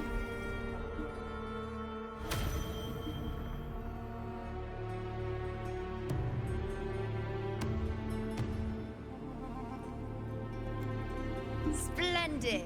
Let's keep up the momentum. Okay, fantastic. Okay, we're back without regular team. You again. It just left. It does turn invisible. Either that or that's just how it's made it look. Or perhaps it's up to something more insidious. It could be up to something. The direction it's heading. Is it planning to destroy the final anchor obelisk? Oh, I hope not. This fog It might. That would make sense, though. hinders our vision. Could be walking into a trap. Makes for a fun challenge. Don't you agree, Avidius? Oh, okay. Hang on. We've got Augusta in this team as well. In due time, Tyrannos will learn that gladiators always prefer his shadows.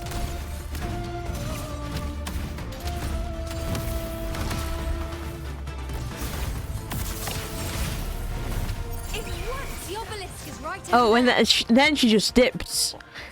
Cool. Oh, we made it. It's not even that far away from the last one. They're all kind of close.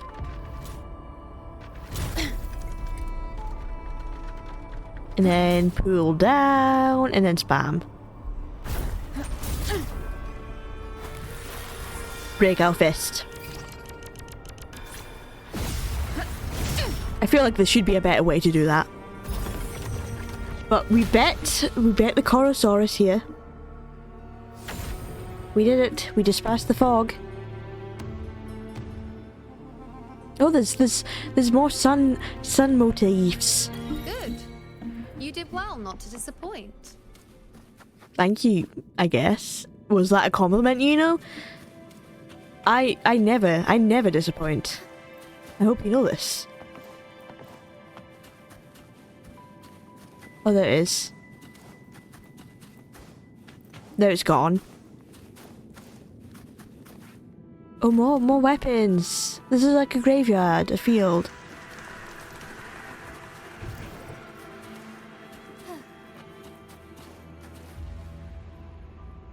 Where could it have gone? Augusta, Tyrannos is heading for the Asphodel Barrens. That's where we wanted it to go though, right? The net has been cast. So that's a good thing. To reel in the prize.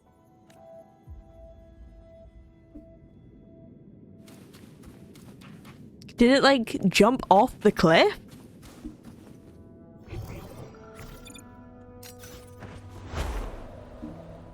That was close. I almost just like jammed to my death. There goes the storm again.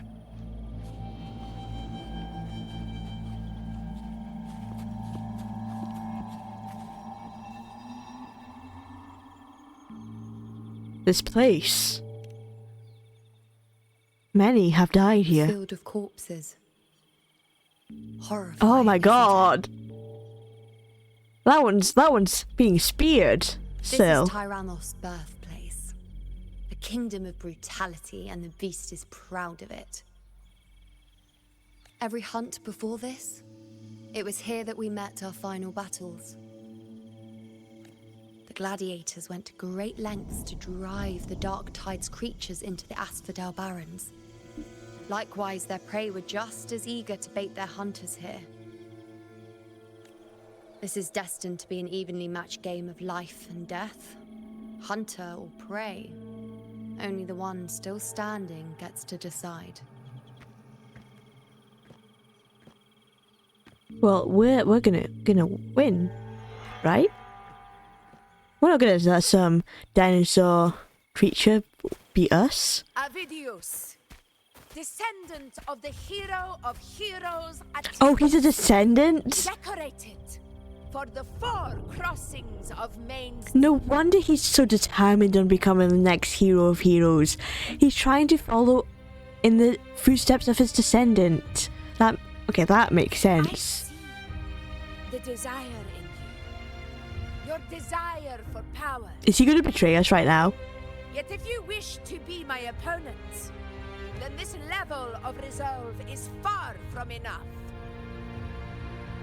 Yeah, he's choosing now to fight her of all times. That's insane. Step forward. Stand next to me and pursue your desires without hesitation. Let your ambitions burn even hotter.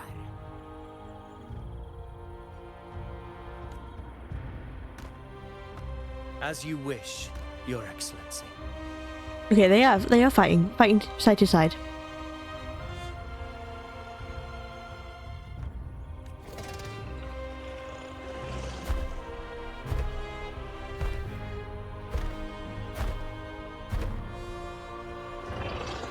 Okay. Hello. Finally, some fun for a change. Some fun. We're ready to beat up a guy. Dinosaur. Insane. That's what we're up to right now. Defeating dinosaurs. Come, you need only to stay at my side, Rover. Rest. This is a matter between Augusta and Avidius. We shall not intervene for the time being. Oh, okay. I'm not fighting? I thought, okay. I was getting ready to fight. Are we trying to see who's the one to defeat the Chorosaur? I shall lead the way. No, you will not. Oh, okay. We are Augusta though, so we are still fighting.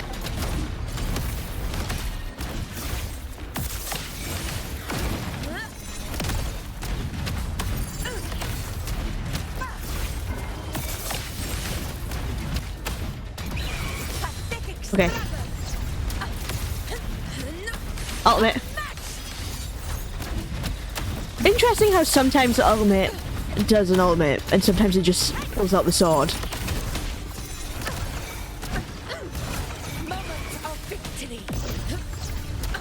Oh, there we go. That should be the ultimate. There we go.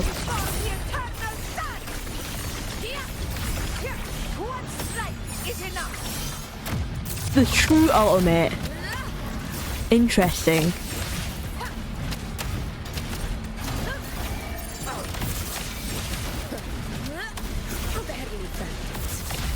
Oh no, oh no, I'm about to die. Let's not die. Let's not do that.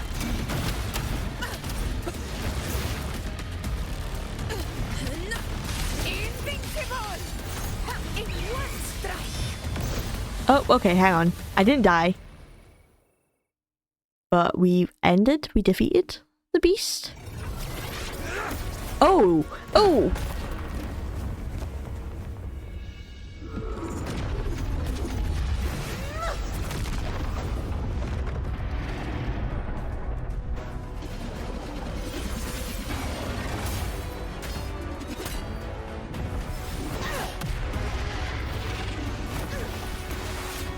The multiple swords she's using? The prophecy!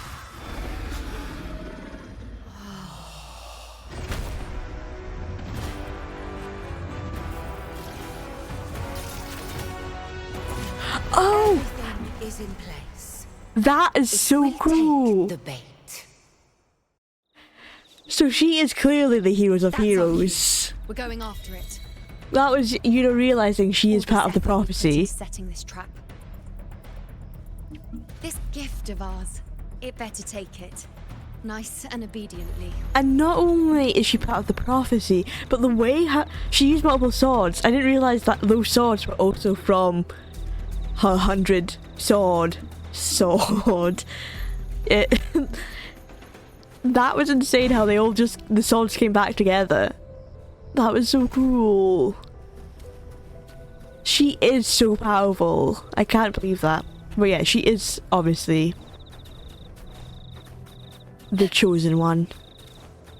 And the way she chopped off its horn kind of reminds me of the Minotaur chopping off that horn. Okay, where did it go?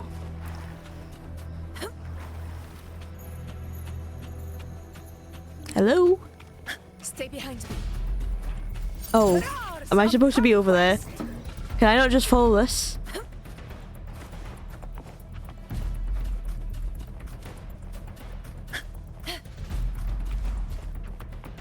I thought I could just follow that, but I guess not. I guess I have to use the sensor. Stay behind me. Man, okay, I need to walk all the way back.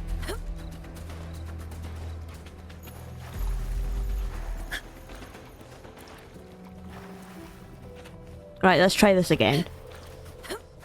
Let's actually use the sensor. Even though it's going to lead me in exactly the same place I went.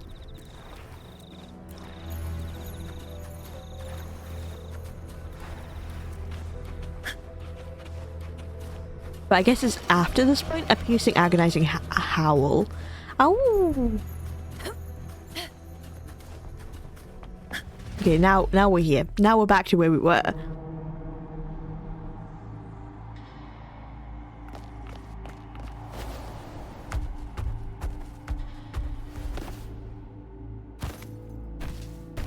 It moves surprisingly fast for such a chunky beast.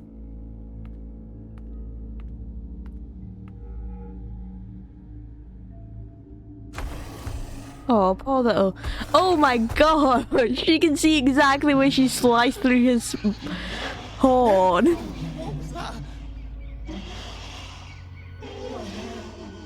Is it calling for backup?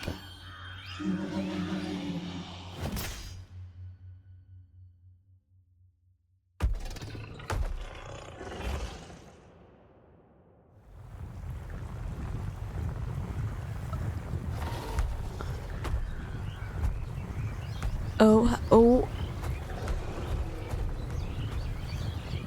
Hello? It was just consumed?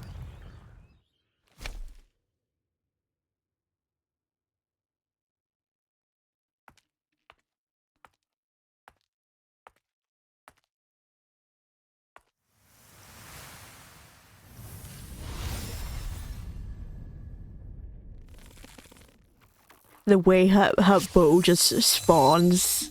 So magnificent, so elegant.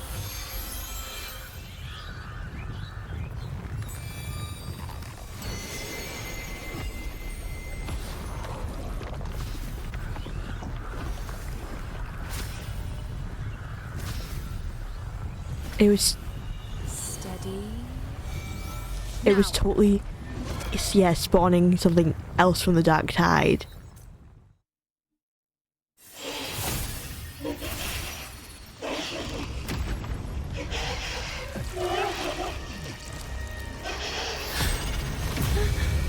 Is she seeing prophecy right now?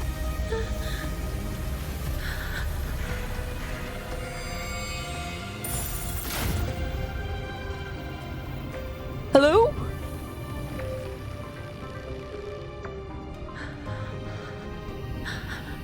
You know.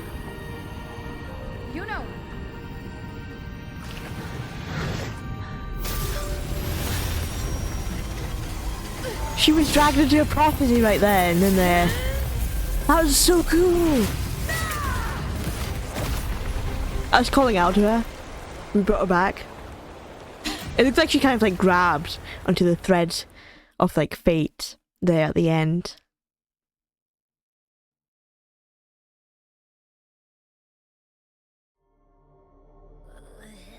What was that about?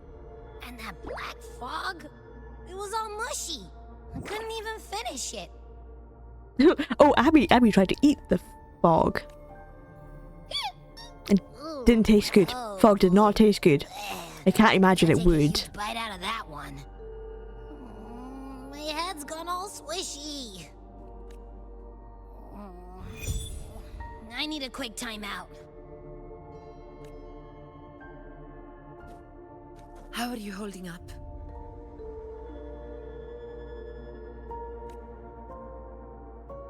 Is she okay? Her mind must be melted from being pulled under. Did we hear the voice? Are we hearing the voices as well?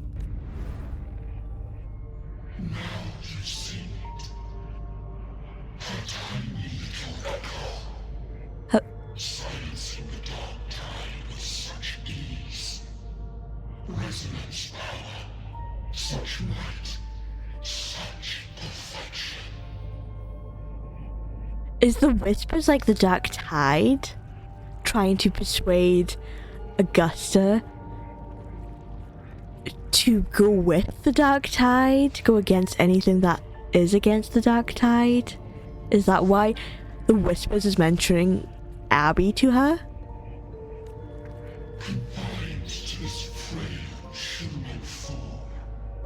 It's trying to guilt her. It's trying to guilt her into doing something she doesn't want to do.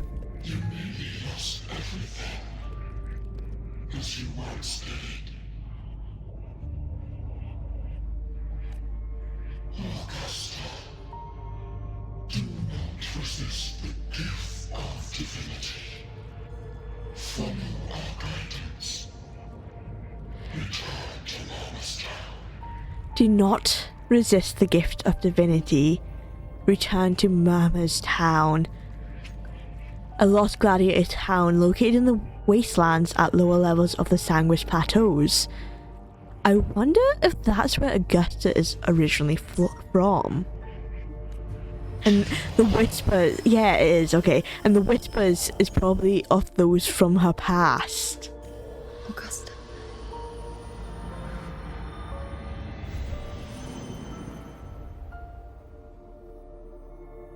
Look how weak Una looks right now.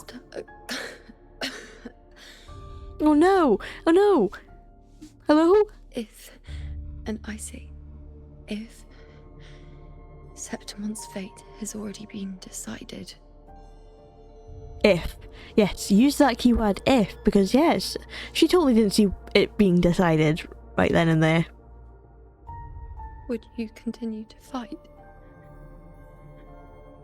Oh, the deep question. I think Augusta would fight to the very end. Right, Augusta? a ruler assumes their place by accomplishing the impossible for their subjects.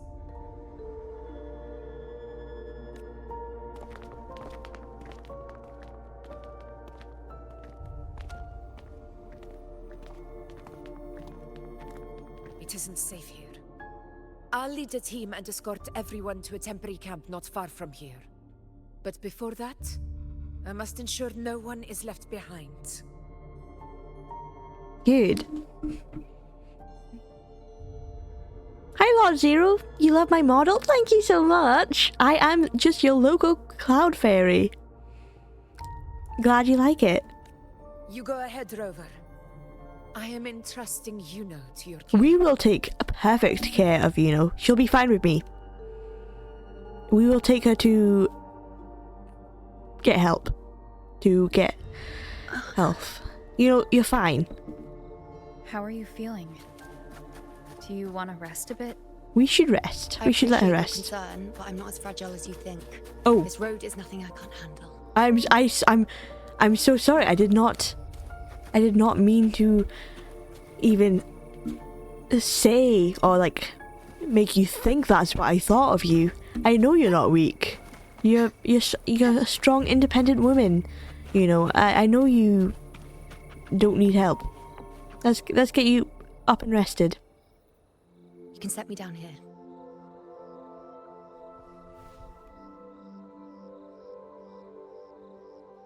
Come on. Don't give me that concerned look of yours. It's nothing to worry about. Let me be concerned for you. You saw something, and something normal people don't usually see. You could stand to rest more.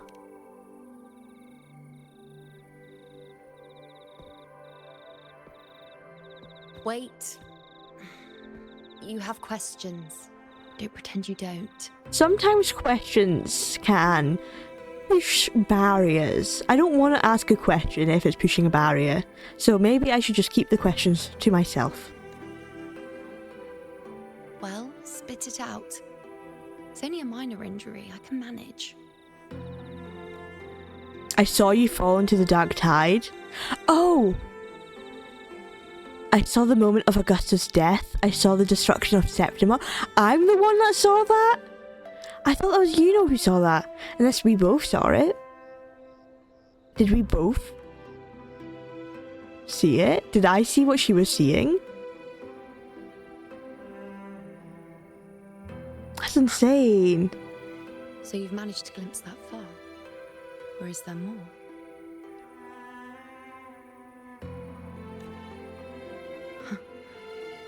Just how many more surprises do you have? Oh, I'm full of surprises, you know. But I suppose only you could manage something like that. Grandmother Lilibet, the head priestess you met at the temple, once spoke of the unknowable voids that is your fate. Yuno knows about that? I've yet to fully interpret what she meant by that, but I guess she was eavesdropping on us. You are the most unique among us all. What were those visions I saw? They were, as I once perceived through the sacred flames, the fate of Septimont. So Augusta is actually gonna die? You know, the music here doesn't really match the picture we're seeing. The music seems very calming, very peaceful, and here we are witnessing Augusta's death. It just does not match the vibe. Just as you saw This is a the beautiful dark art tide piece, though. bring destruction to Septimont and the death of Augusta. I don't know whether Raguna's predictions are actually true, but fate has given me no response but sorrow. Though I would deny it to the end, as it is now, I cannot ignore it any longer. The dark tide is a force to be reckoned with. Which we already knew this part. We knew it was a It force to be terrorizes reckoned not with. the illusions it shows or the lies it spins. Rather, it uncovers the parts of us we hide the most carefully. The parts of ourselves we least wish to face. And if the fate you've glimpsed turns out to be false, then that's a good thing, right? Augusta doesn't die. Hopefully. Never. My prophecies are never wrong.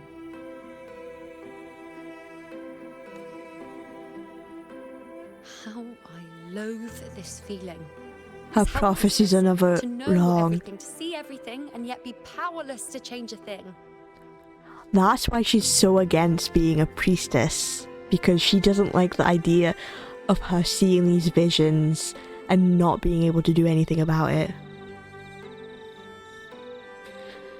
However, what I know about prophecies is that they don't always show the whole truth. Augusta could die. She could. But there could be something like she dies and then she is, I don't know, reborn into, I don't know, a god or something. That's like just a small example of what that prophecy could mean. It doesn't necessarily mean that she's dead for good. It just means she might have died. She might have just died a little bit inside. That's what I know about prophecies, is it doesn't tell the whole truth. But I understand her feeling of helplessness when she can see a prophecy and be unable to try and stop it from happening. Since we've come this far, might as well share a secret with you. The you know you see before you can no longer see the threads of fate. Huh? You just said you could see the prophecy. I gave up my ability to peer into fate in exchange for the resonance power to resist the dark tide. Why? Because I refuse to be fate's obedient puppet, bowing to its whims and letting it dictate my every step. Oh. Because she saw her falling into the dark tide, she now has the opportunity to change that fate, to not fall in the dark tide. So she's trying her best. She's trying not to be helplessness. But in the end, Helpless. despite all the Not sacrifice, helplessness. we still couldn't Just escape helpless. its grasp.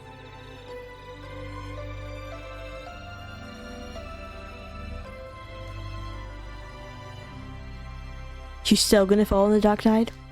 The dark figure we faced in Asphodel Barrens was, in fact, an embodiment of the dark tide. We call it the false sovereign. Unlike other dark tide creations, it can devour and reshape the scattered powers of its maker. I'm unclear how things will unfold, but I'm certain it's the source of evil that will bring about the fall of Septimont, just as the prophecy foretold. Before this hunt, Augusta and I investigated such dark tide irregularities at the Sanguis Plateaus. We then formed a plan to take advantage of the Sovereign's nature, using the Chorosaurus as bait to lure out its imperfect form. Oh, so they had planned to get the false sovereign here? Maybe this way we can rewrite Interesting. Septimont's tragedy before it even begins. Honestly, I do really like As this you can music, see, even though it doesn't failed. match the vibe. Is there really no way to alter fate and the prophecy? I feel like there should be a way. Maybe I'm that way to I do not go know. against the prophecy and fate. Maybe I'm the loose thread in the thread of fate. Fate doesn't lie. Perhaps death is the only choice we're given in the end. Well, everyone dies. But knowing Augusta, I'm sure that fool would fight till the bitter end. There is one thing I'm not certain about. For reasons I can't explain, the fate shown to me by the dark tide feels different from what I remember. What is it exactly? Is it me? Huh? You know, did she die? Is she a ghost? Your arm. A side effect of my resonance power. Oh. The dark tide doesn't exactly show up in a stable form. My powers manifest its creations in exchange for a teensy piece of my existence. That's the price to pay, I suppose. Oh. I admit it sounds a bit complicated. In short, just know a little sleep will relieve these side effects.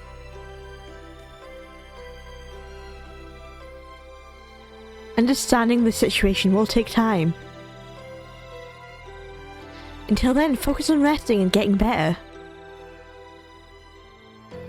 Has she never been told to take a rest? Once I've recovered my strength, To get better? sorting out these questions. She seems will be as simple as a surprised. flick of a finger. Oh, by the way, take this. She's giving me a gift.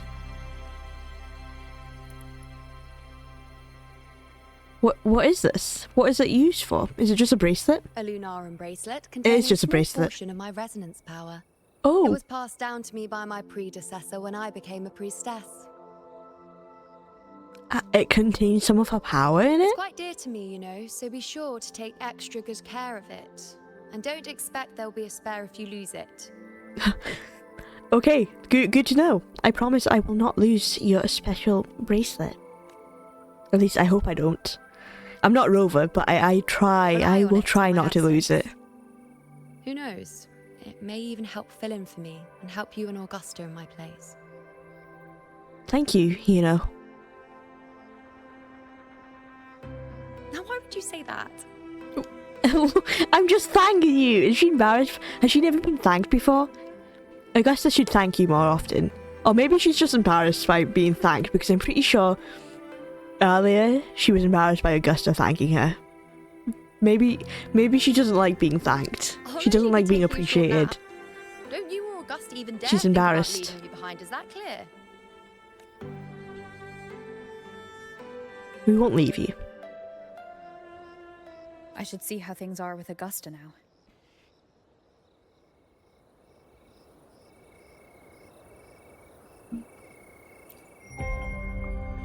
Talk to Avidius as well. Let's talk to Avidius. The situation we're currently facing is more Even though I don't dire trust than him. any I've come across. For the sake of Septimont, I must momentarily set aside my quest for power. Ask about the events mentioned at Tetragon Temple. My 4 expeditions to Main's Deep. Yes. Now may not be the best time to discuss past events, but if you insist. It dates back to a high tide 4 years ago. At the time, we were driven by the fury of the dark tide into the lower levels of the hunting grounds, the wastelands. Wastelands. The term referring to the lower levels of the Sanguis Plateaus corrupted by the dark tide. This desolate region is marked by hostile conditions and is largely devoid of human activity. I had no intention of emulating the feats of the 3 Hero of Heroes in conquering Main's Deep.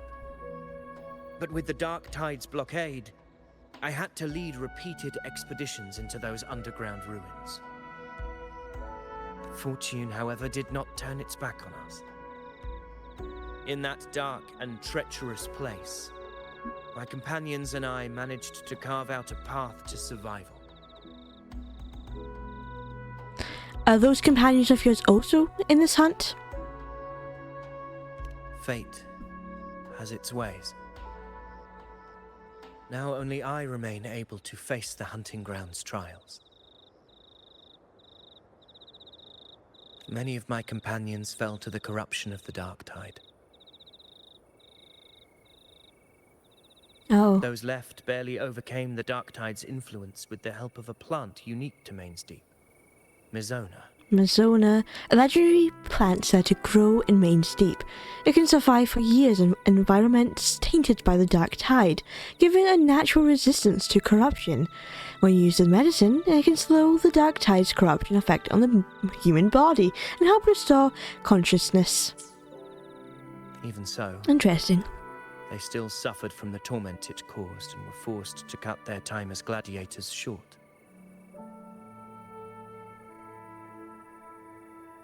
This Homeleaf medal was granted to me by the former Ephor after the crisis. Oh, the former Ephor. A victory, yes, but one laced with pain. My companions should never have suffered the Dark Tide's disgrace.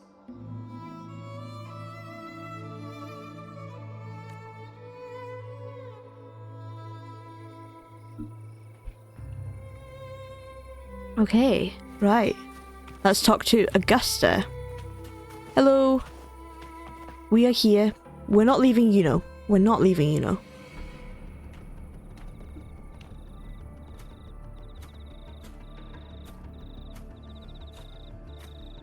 Messages have been sent to the encampment and all sectors of the main island, and defenses are currently being deployed per your instructions, Your Excellency. Good. Ensure timely reports on any new developments. Yes, Your Excellency.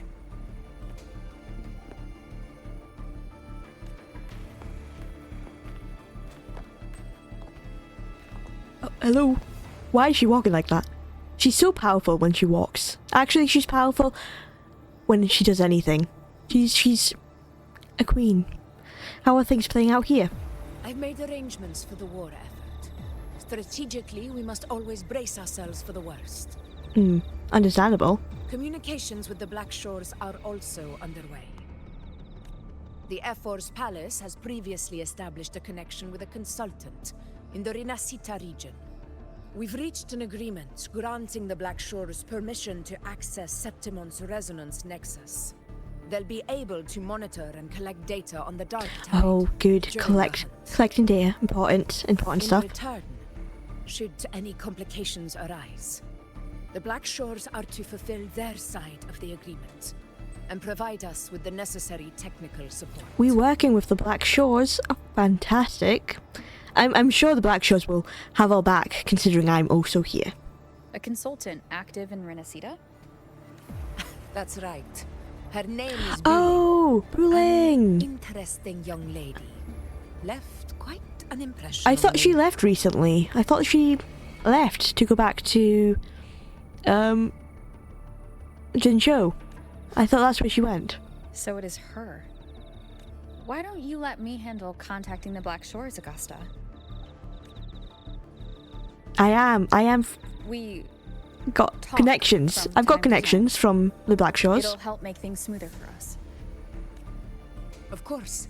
I'll leave it to you then. Contact Buling.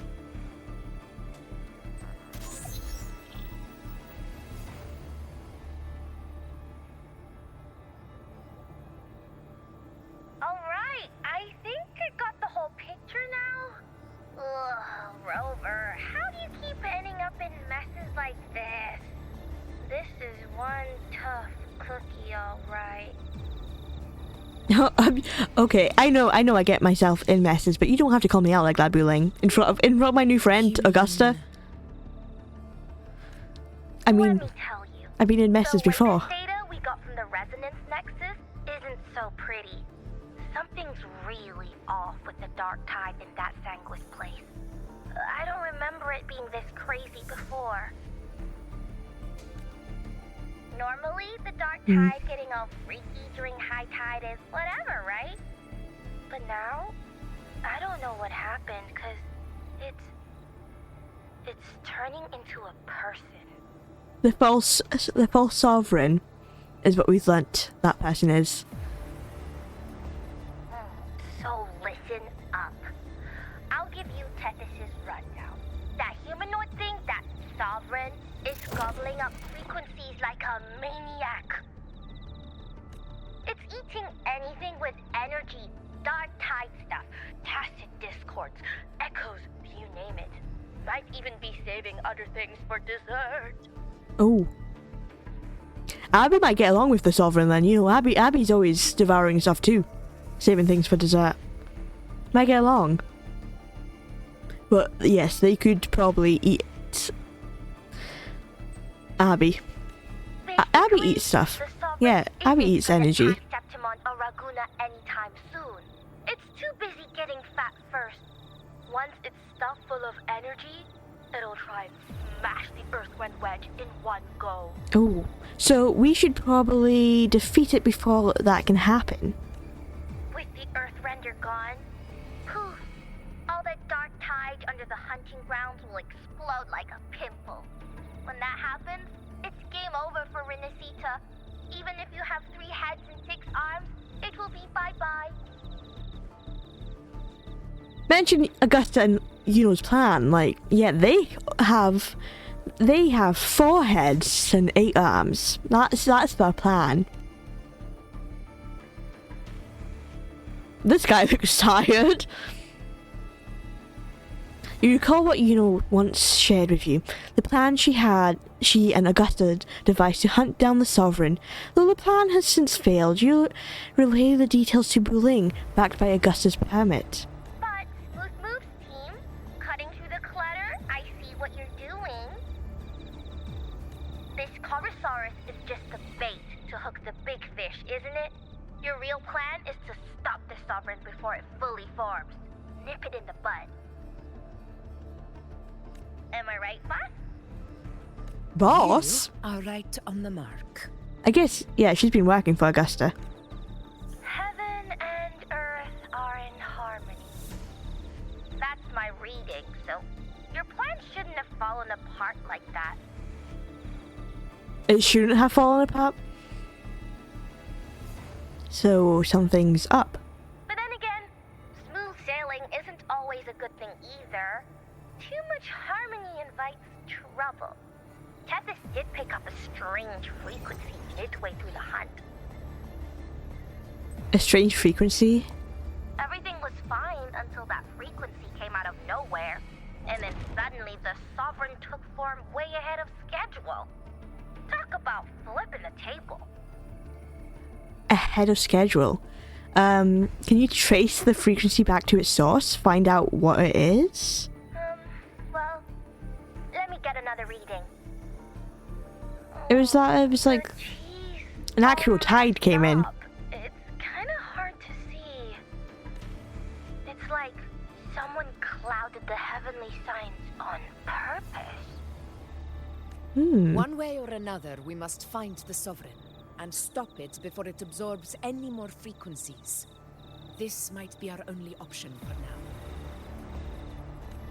That's right. Supernatural powers or not, the Sovereign can't escape good old Tethys. Let me see. Yup. It's wandering in an area with a whole lot of other frequencies.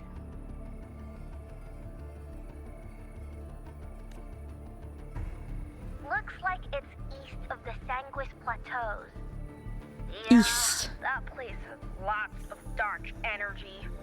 Bet many tough people died there. Okay, so there is a chance. There is a chance we could die. We could be the ones dying. Oh. That's where Augusta's from. That's why many people died there. That's why the dark energy is there. I see. Understood.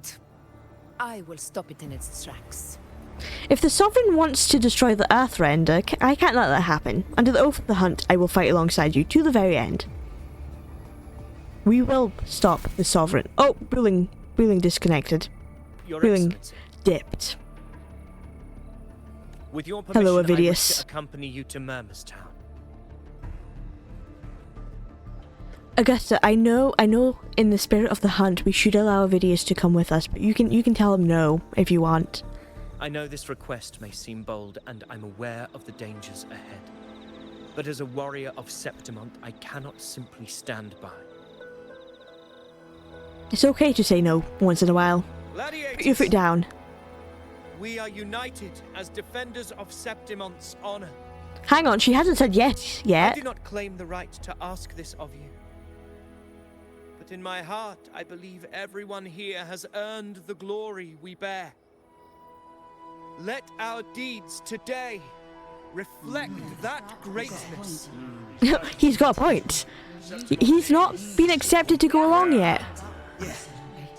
Yeah. Well said, young man. Gladiators of Septimont fear no challenge.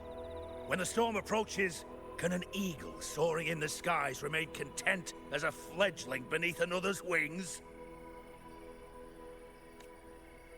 Your Excellency, we will follow you anywhere. Very well.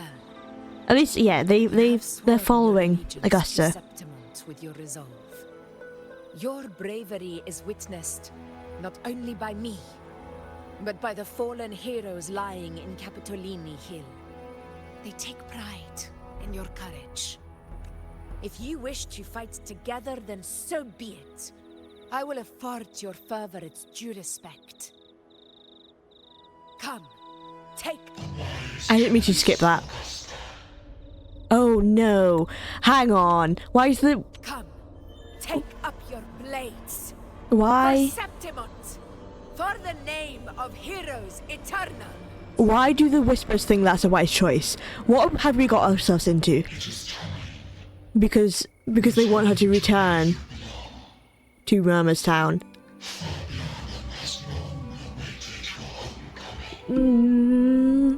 Not so good. Not such a good thing.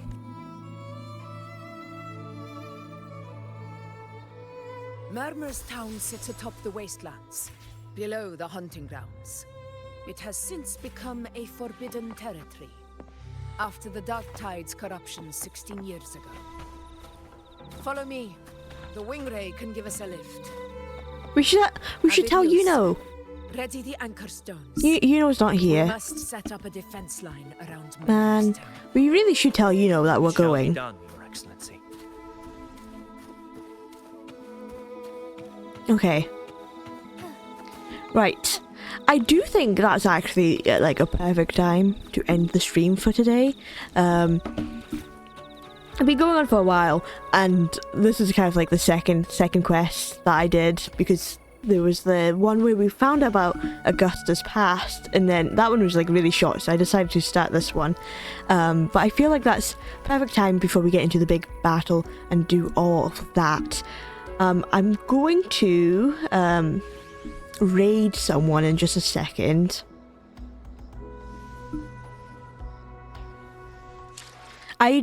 I'm really enjoying the quest so far.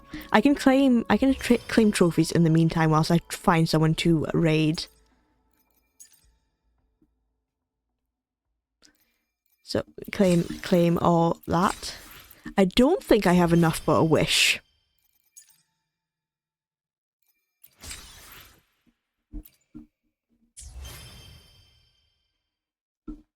Let's find out if we have enough for a wish. Convene. We do not have enough, which is fine. Let me find someone to raid.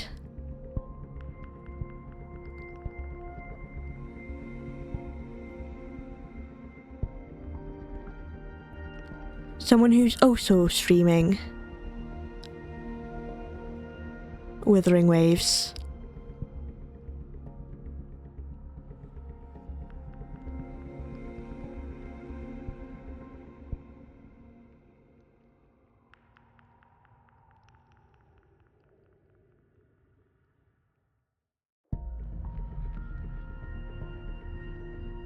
Right, I'm going to raid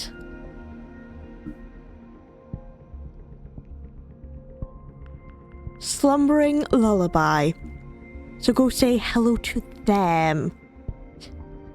They're also raiding, they're also streaming Wuthering Waves. And it looks like they're doing one of their events. So go say hello to them. And thank you so much for joining me in today's stream. I'm